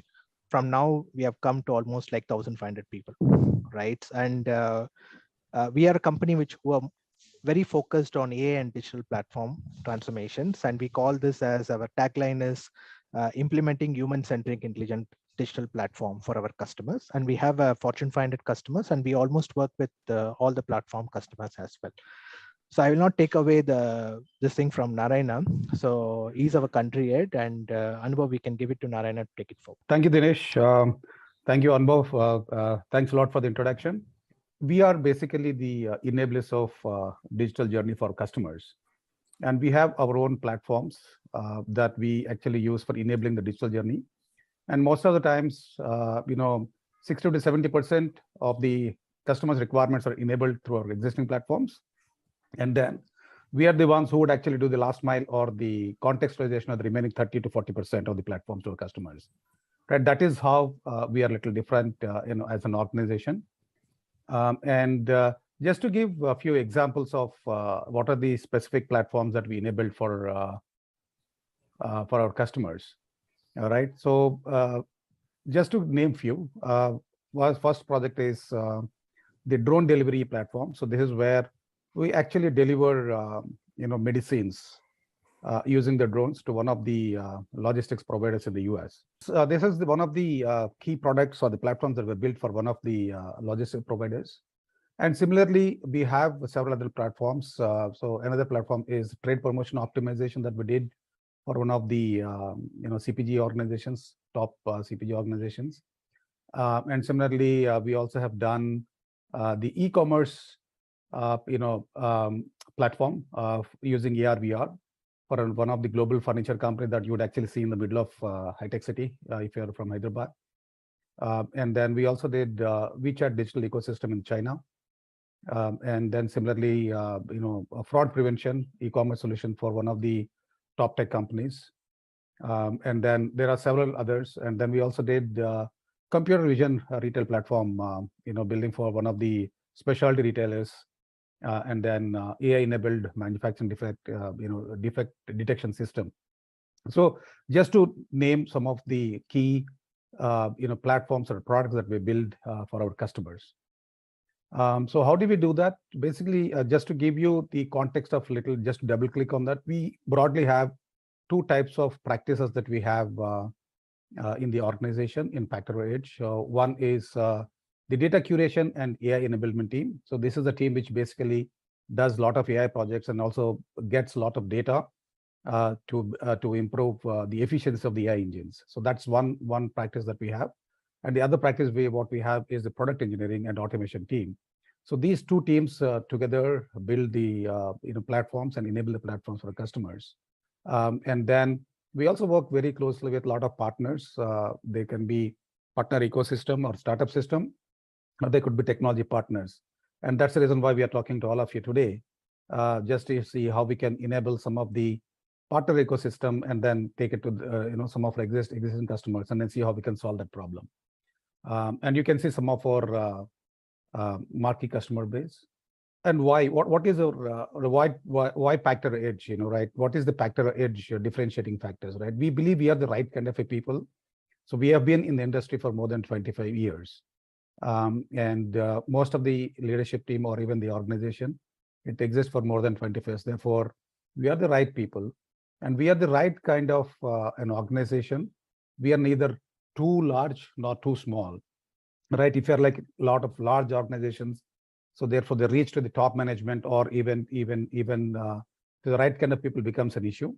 And then if it's too small, then all the difficulties that arise. We are the right size company, and with about 3,500 employees working across various locations, and we also deploy close to about 700,000 crowdsource global resources, for data collection, data annotation, and then data curation.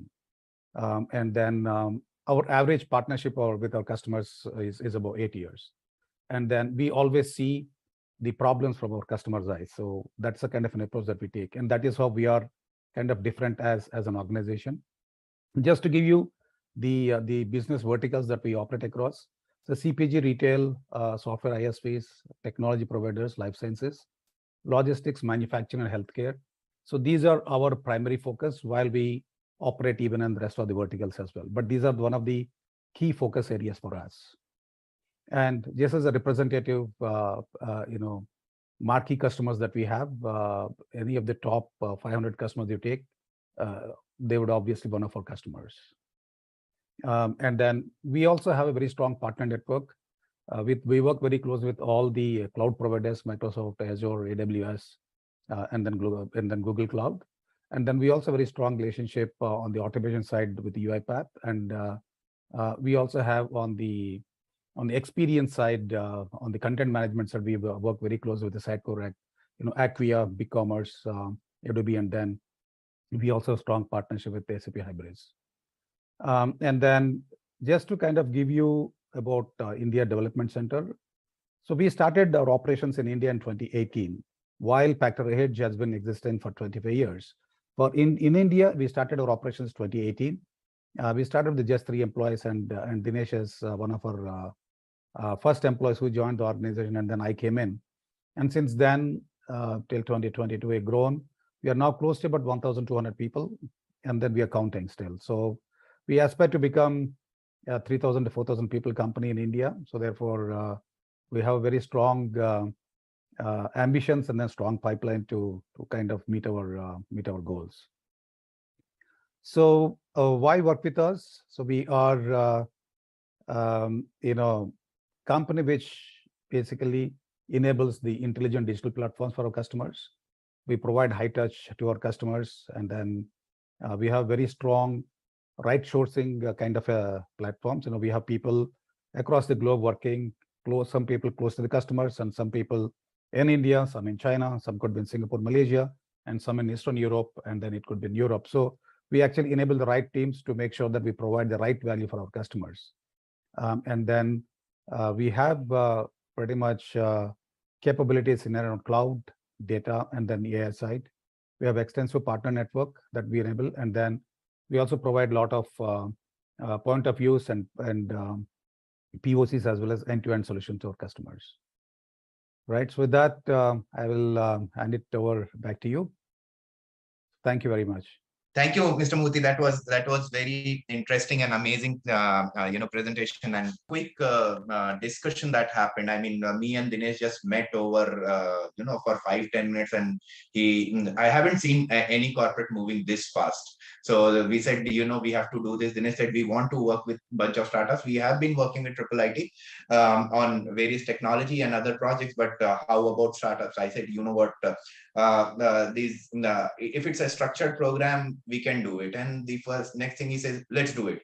I was like, maybe he'll come next day saying that, what, I just said it. I just said it like that. But next day it was like, okay, what is the scope of work? How are we going ahead with the agreement? I was like, oh, that was super fast. So all kudos to your team. So I'll request Bhumi to quickly play a video of Pactera, and then we will move to the panel discussion. Can you please play the video? Ask yourself, what could your organization do at its next level? For businesses today, the race to reinvent never stops. To compete and win, organizations must work smarter, aim higher, connect deeper, and always move faster. Success requires an edge. Pactera Edge builds human-centric intelligent digital platforms that bring lovable customer experiences to life and fuel today's most powerful enterprise applications, platforms that put data at your fingertips, intelligence where it counts, and human experience at the center, where state-of-the-art AI meets human-centered design and engineering muscle propels first-of-their-kind solutions that are instantly lovable and boundlessly powerful. We're building a future where cutting-edge business intelligence changes the way you look at your enterprise, where predictive AI powers amazing experiences for every customer, where AI-infused IT finds anomalies sooner to stop fraud faster, and new connections are made by drone, by voice, and in ways we haven't imagined yet. It's all delivered by our global team, where leading consultants, creatives, engineers, and data scientists deliver a suite of transformative services to ambitious brands across industries. At Pactera Edge, we're creating technology that empowers businesses and customers alike. Everything we do is driven by our values: exploration, empathy, inclusiveness, collaboration, drive, and trust. Our team is ready to transform yours. Take the advantage. Shape the future. Do it with Pactera Edge. Thank you, Bhumi. So, Dinesh, now we would like to move to the panel discussion. The panel discussion is focusing on, a bunch of innovative deep tech startup in the area of CV and the solutions that can come across with computer vision is what our idea is, and the focus is around that. How do we see these solutions which which is difficult to source for corporates in their multiple multiple verticals that they are working on. Having said that, keeping that in mind, to understand where the community is going, we had a panel discussion plan to understand what all areas maybe we think that these are a bunch of the things that we are focusing on. What if something more interesting comes out during the suggestions? So our panelist is Mr. Narayan Murthy, who already gave the keynote. Then we have Rajat Agarwal, who is the founder and co-founder and CEO for DreamView, which is a startup that interestingly backed by research of IIIT and has been one of our most promising startups, in the journey. Then we have Preetham, who was earlier heading innovations for AB and Bev. And Surya from Pactera would be moderating the panel. Over to you. So I'll just give a quick intro to Prabha and then Prabha can take it over. So Prabha is a very established leader and she leads our AI and advanced analytics practice. She is with us for over 2 years now. Prior to this, she was heading a startup, right? She herself has got her hands on startup and a very enthusiastic person who loves to do a lot of work around data and AI. She has got an industry experience of over 2 decades and she worked on multiple projects. Prior to Pactera Edge, she was a kind of a co-founder for a startup by name Nova IQ. And further, it came as an acquisition by us. We acquired Nova IQ. As part of the acquisition, Prabha joined us. Prior to Nova IQ, she was with Nest Digital, leading that solution. Okay, so over to you, Prabha. Thanks. Thank you, Dinesh. Thank you, Anubhav, for the introduction of the panel members. What we have seen, technology has been the active enabler for growth across many industries around the world for more than 4 decades now. Digitization created wealth of data for the enterprises. Data mining and analytics enabled businesses from understanding the consumer patterns, pockets of scope for better optimization, be in vendor selection, improving the employee efficiency, so on and so forth. So with the current day availability of infrastructure maturity, technology fitting in one's palms in the forms of smartphones and smartwatches, AI has stepped out of the research labs drastically in the last 1 decade. Corporate AI investments has grown from $12.75 billion in 2015 to $93.5 billion by 2021. So that's the growth of investment towards AI technology that's happening in the corporate world. Now we are in the age of building systems which can see the way humans can see and interpret multiple things from that vision and comprehend the way humans can do. So today we have the primary Lego blocks of corporate AI adoption, the investors and the innovators in our panel to discuss the opportunities and possibilities with us. So as Anubhav already introduced, Mr. Abhay Tandon, Mr. Preetham Datta, Mr. Rajat Agarwal, and Mr. Narayan Murthy from Pactera Edge. So we will start a discussion with the investors, the primary proponents of technology innovation. So I would like to start. Preetham Datta can also, give us some insights. What are the different business function areas, right? That can leverage from adapting AI, especially the computer vision capabilities in different industries, especially where we are focusing on more on retail and manufacturing space. How much is the business value potential, that is being derived by adopting to machine vision technologies? What size of investments the enterprises are ready to put up in these industries? So, Mr. Preetham Datta, if you would like to go first. Yeah, hi. I think thanks for inviting me to this panel. I think AI, computer vision are gonna be fundamental and are fundamental right now for most of the companies and especially consumer goods companies where it's pretty much kind of helps kind of create significant business value. the biggest use case I see is in retail trade execution, in Salesforce optimization, Salesforce route management for consumer goods companies. Because through AI and consumer vision, that the whole routes can be optimized. More, I would say, more productive salesman visits can be created.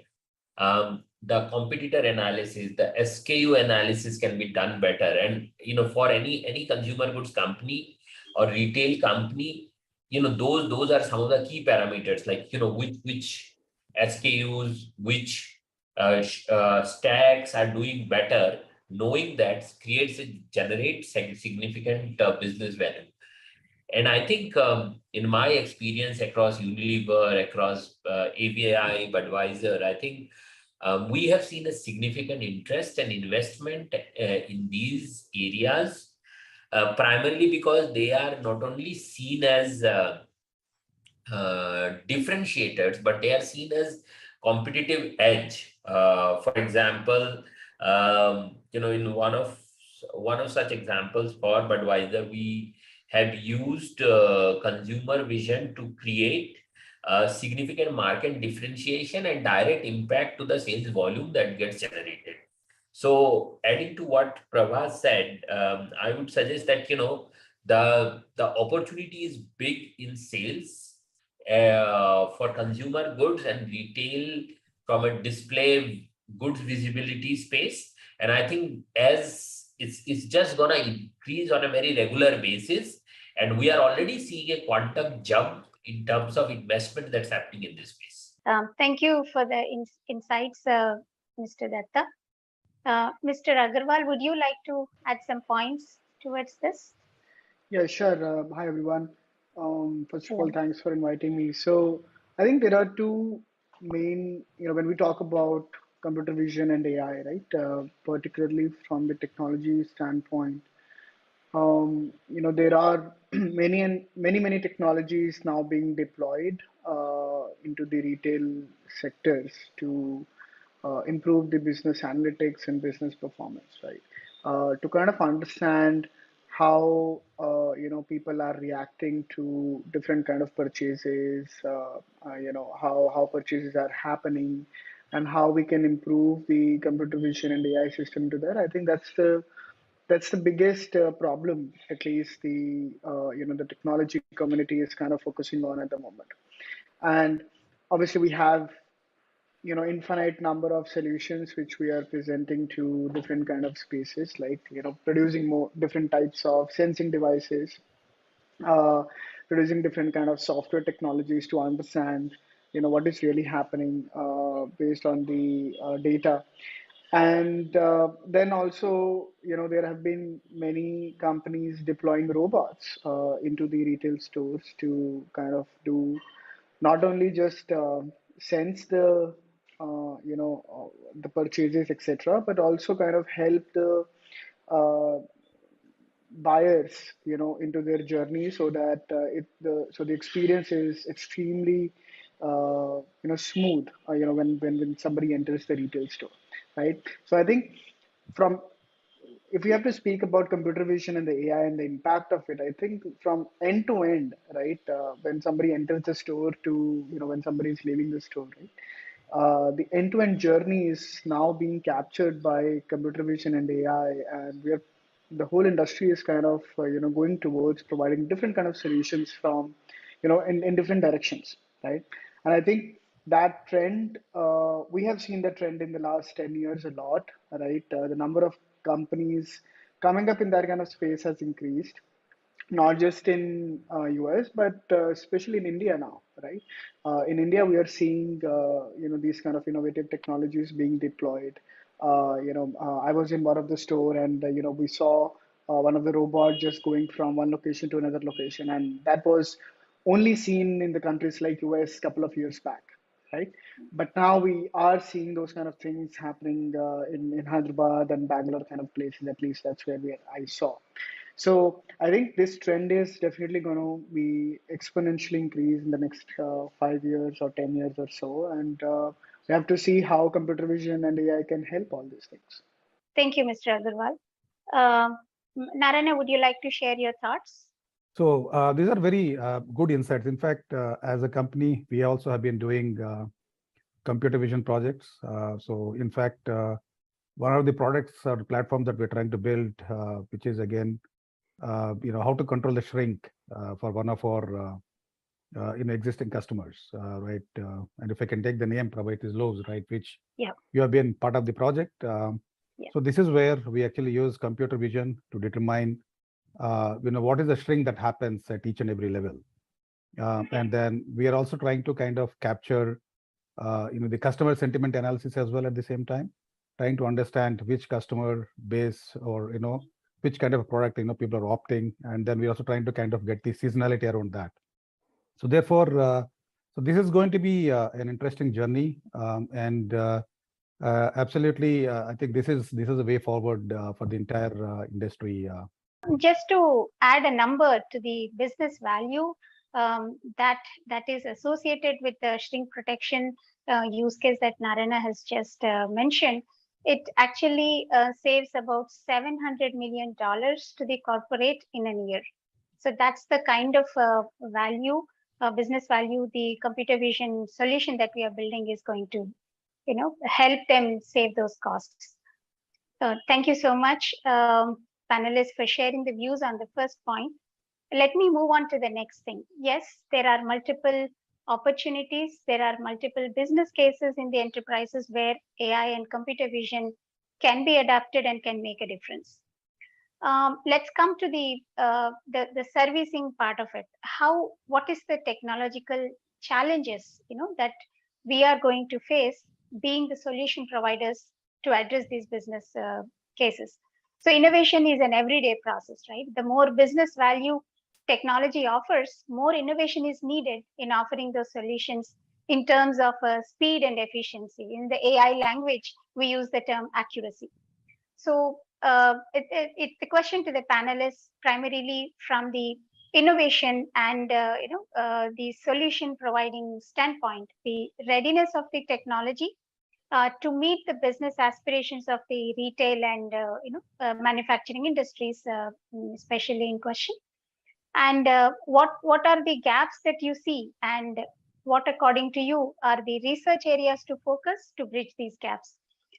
Primarily on the computer vision technology space, where the challenges are actually sprouted from the leveraging the existing infrastructure. For example, the CCTV cameras, which are placed for surveillance, majority of the enterprises are trying to repurpose them and use them for the computer vision technology. So being in this space, what according to you are the challenges, and where is the need for more research to take place?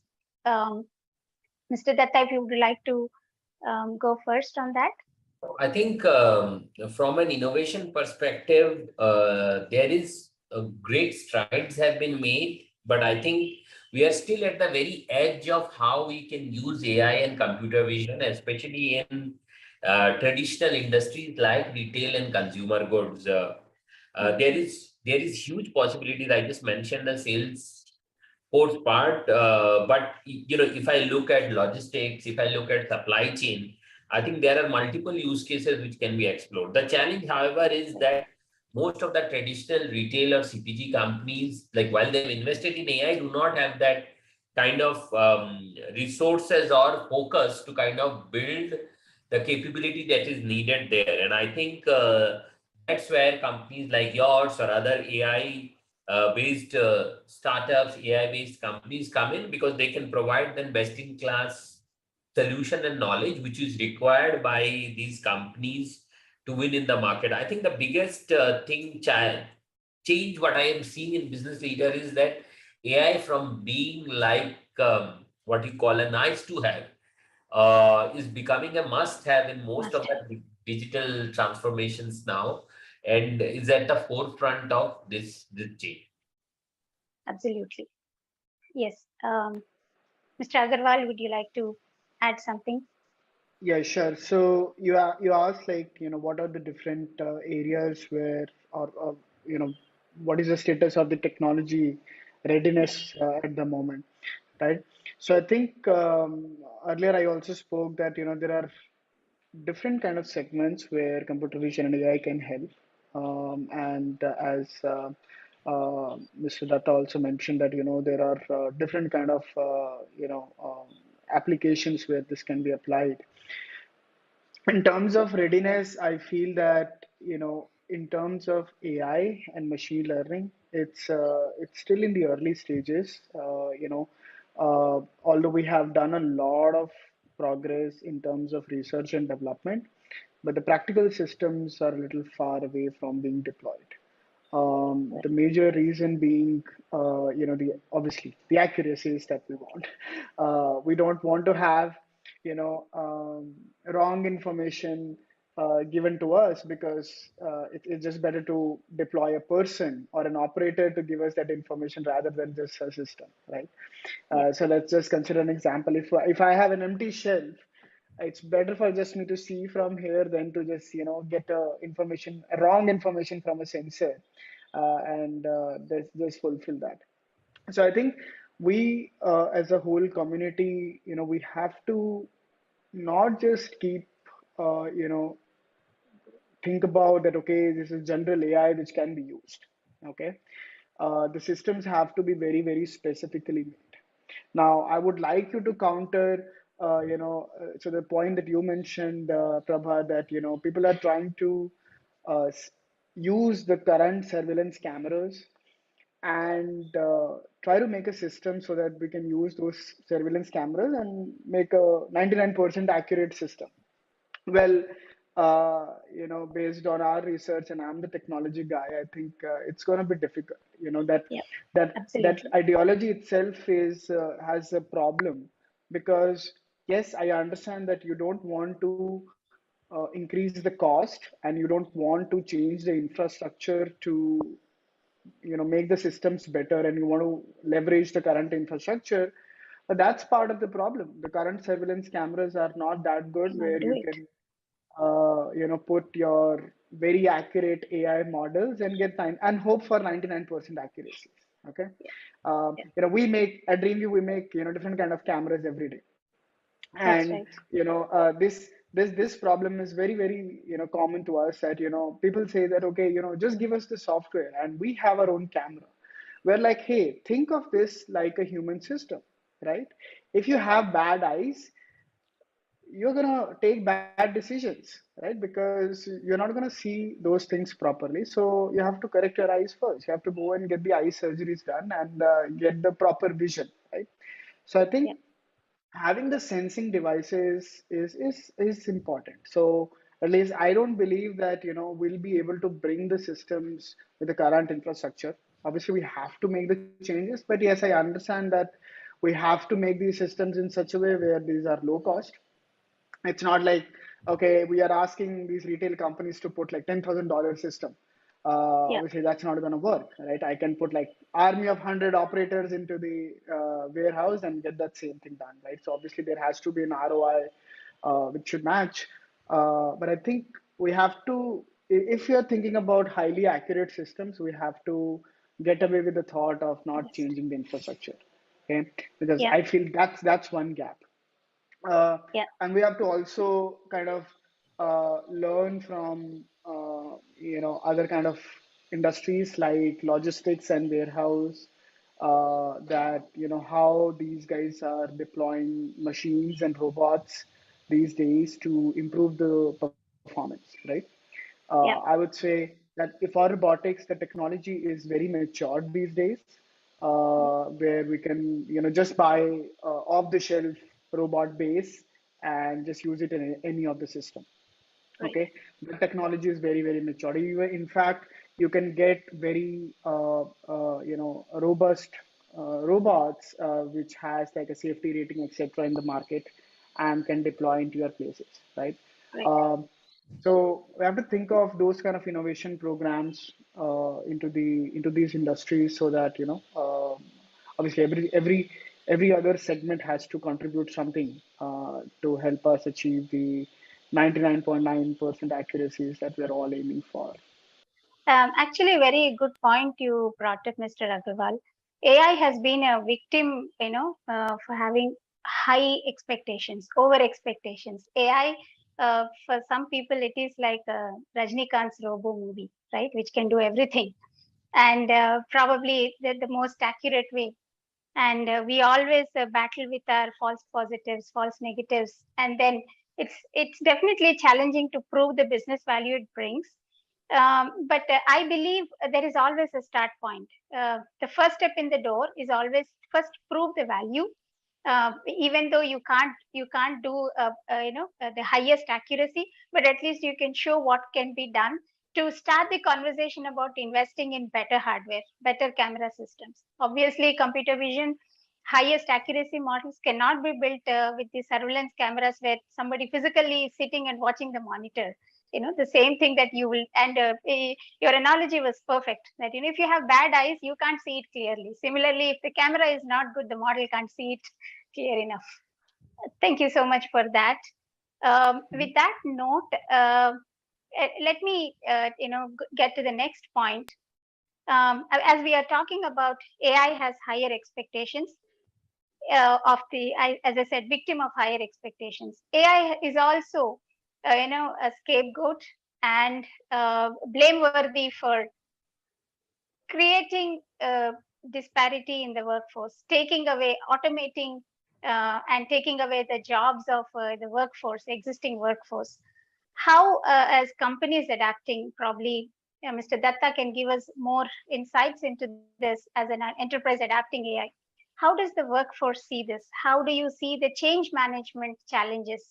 Let's say, for example, if I'm replacing my computer vision system, for example, just to do the surveillance, I pay three people in three shifts, 8 hours, one person sitting and observing this, and then I would probably use a computer vision solution there and cut down my workforce to 1/3 or probably 1/4. How is this challenge, and how do you look at this as this technology and the workforce coexisting together and propelling the business growth? So, a couple of things. I think, it's always the question of positioning. I think, the way it has worked for us is we have always positioned AI as a tool, which is to start with replacing work that we will not like our, say, employees to be doing. For example, automating invoice processing, automating, say, sifting to multiple hundreds and thousands of resume. For example, when I was Unilever, we did a program where through AI, we were sifting through close to 1 million resumes to identify the top 100 people who will become part of our graduate leaders. Now, it was a very manual process, a lot of people involved, and none of them really used to love the job. So kind of putting that promise of, how AI can help to enrich your life, how can it help do your jobs better is a critical element. Or for example, last year we implemented a AI-based solution to improve our cash flow and order management. Now, prior to that, the call center agents used to take the calls through a routine process, which was very manual. Now, when we use the platform, they were able to get more insights, were able to get more more active in interacting or engaging to the customers. And I think that helps because the way we positioned is that AI is not here to replace your jobs. It's here to enrich your jobs and help you do better jobs. So I think that positioning, that mindset is there. And yeah, means any new technology would always have a resistance to adoption. We are seeing this in all sectors.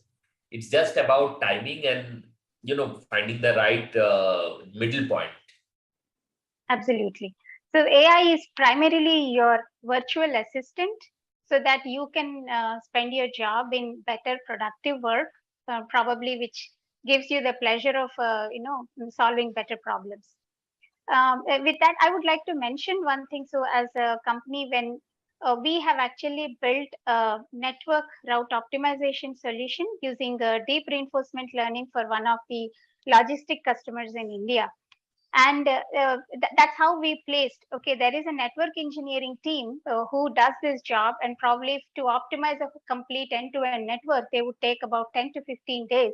And then they wouldn't be possibly focusing on something else while they're doing their job. So that's where we said AI, we can create a virtual assistant for you that does about 90% of the job for you, and for you to actually give your expert remarks and corrections so that you can take it to your business stakeholders. And that's a wonderful point, Mr. Datta. Thank you for that. Narayana, would you like to add something to that? No, absolutely. We see the change management becomes a very important factor in some of these engagements. But I would like to cover a few more points which are more on the business side as well, right? See, for example, when I started my career, right, I used to work in a warehouse where my primary focus used to be like the accuracy of the inventory, right? And then people physically used to go and then check those inventories and then come back with all those sheets, and we used to compile that, and then trying to understand which inventory is moving in which direction, and it used to be like a nightmare. And then subsequently what happened, we had the systems of record have come into picture, like the ERPs came into the picture, and then they tried to automate kind of most of the stuff that we have been trying to manually do.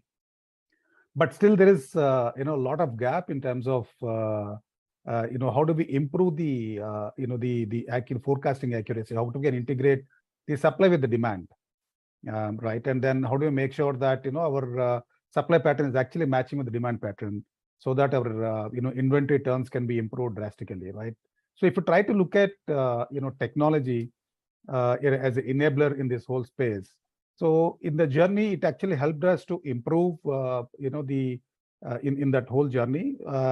If you want to relate that to the number of jobs that are lost, I think we will actually be losing our focus, right? We should need to see how it enables us to work efficiently, and how does the technology enable us to improve from point A to point B and point B to beyond. I think that is what we should start looking at technology. And as you rightly pointed out, even for the AI to perform accurately, we also need a lot of data. So therefore, the data accuracy becomes an integral part of this whole exercise.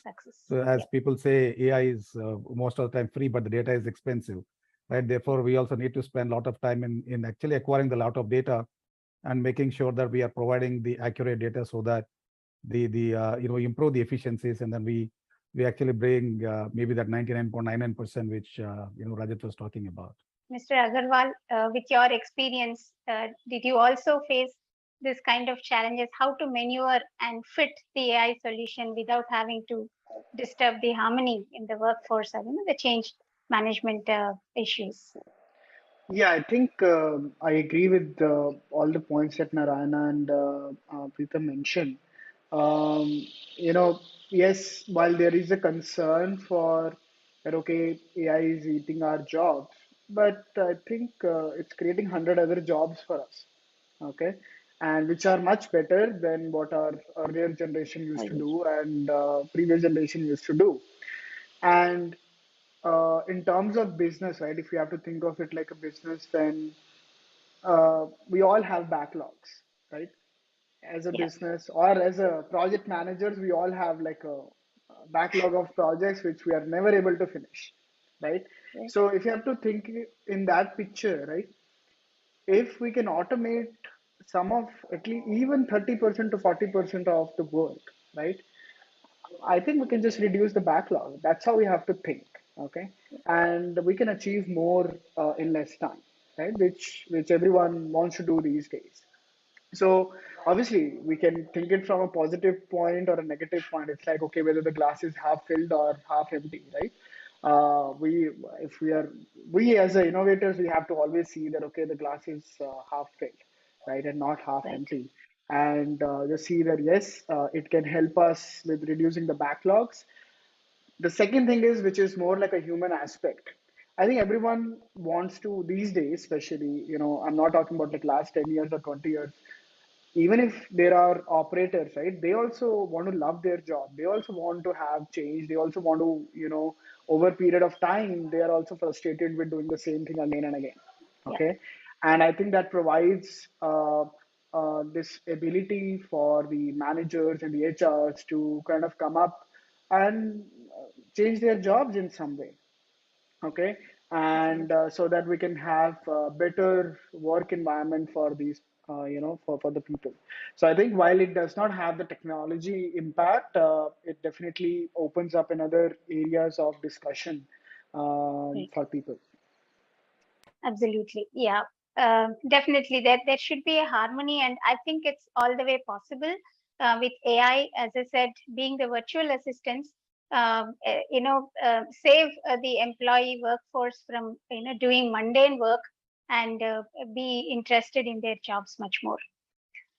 With that, I move on to the next thing. And again, I would like to come back to you, Mr. Agarwal, with this question to you.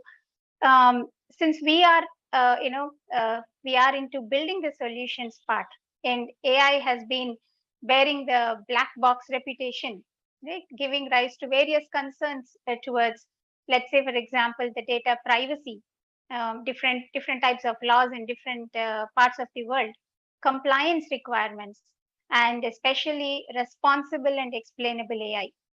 So what, as the solution providers, are the challenges you think we face in these areas, and how do we address these, especially in the computer vision solutions, more so on the retail industry, where we probably capture unknown customers' video footage in a retail store, for example. What are the challenges that we face to maneuver our solutions around these challenges, and how are we going to address that? Yeah, sure. So I think obviously there are many compliance standards with respect to different countries and different geographies and different applications. But at least what we have seen in our experience, obviously the GDPR compliance is the most crucial that people want to have.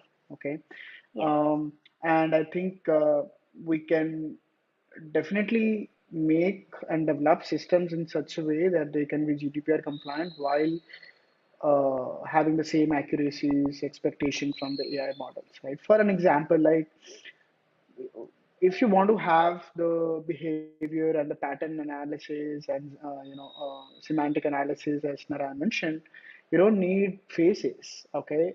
And yeah, it's like, okay, it's like you have eyes, but you give a little bit of cataract to the eyes, and so yeah, that somehow you can see that, okay, there is a blob, is a moving blob, but you can't recognize that, okay, whether it's Rajat or Narayan and Prabha, right? But okay, some person is there, and that's the behavior. They are picking up this product, that product.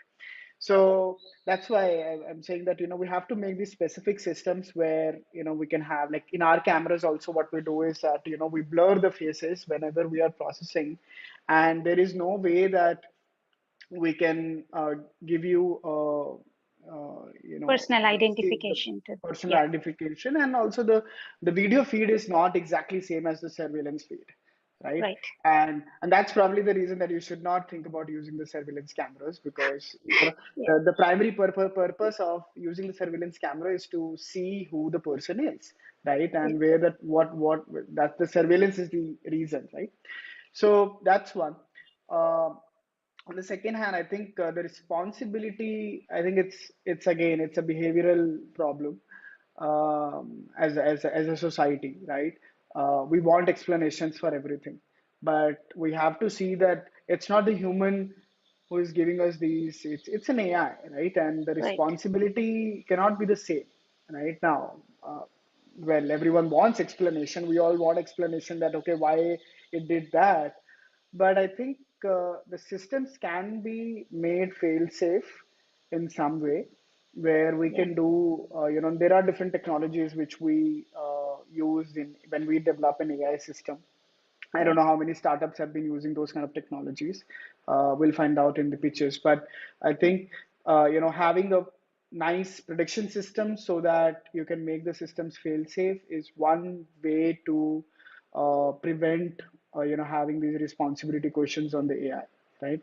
yeah, But yeah, I think I don't know, like in the future how well we'll be able to answer this question of responsibility. I think the question has to have a little bit of it has to be a little bit of softer question, and then being such a hard question. Otherwise, I think it will be difficult for AI to innovate itself, right? So that's Yes. my thing. Yeah, definitely. And we also take care of the data sets that we use to train our models, try to avoid inherent biases. For example, gender bias or an ethnicity bias, especially in the cases, it should not be, if I'm trying to create a system to analyze behavior, it should not primarily say that, okay, people of who look a particular way are, it is inferring that, there is a potential fraudulent activity that's going to happen. So definitely there are multiple layers and levels that we take care of these things. And I just wanted to bring that point that people who build the solutions are pretty much aware how we have to build a responsible AI system, not to, cause any imbalances in the society. I would love to have your inputs on this, Mr. Datta, being definitely in the retail space. How sensitive are the organizations towards these aspects when they adapt to the AI solutions, especially in the computer vision aspects?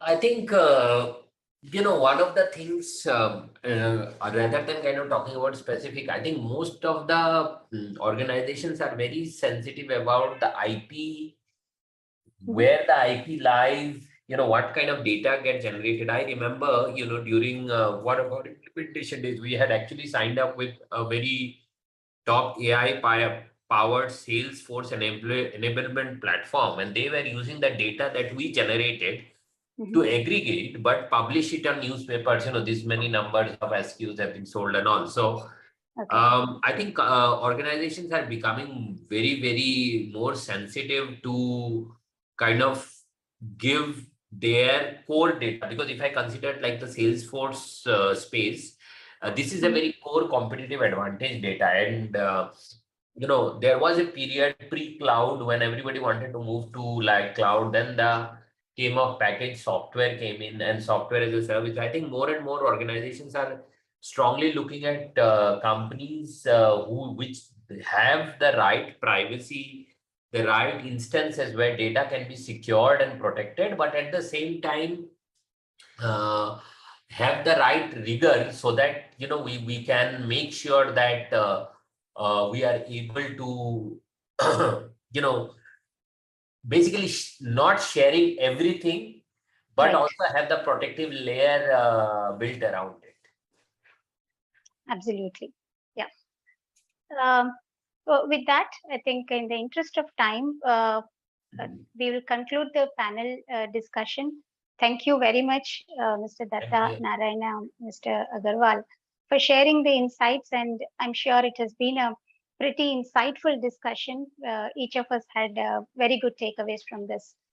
I would like to move on to the next segment that we will have the startups waiting patiently. I believe you had so many things to take away from the discussion. If anybody has any questions to the panel members or to us. Hi, this question is for the founders, which are part of the panel, Rajat and Rajat specifically. How did you navigate the decision on when to bring on a strategic investor, if at all you should?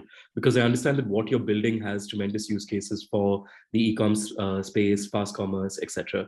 So how are you looking at that sort of fork in the road? I don't know how to answer that question, but because we don't have any strategic investor on our board. No. But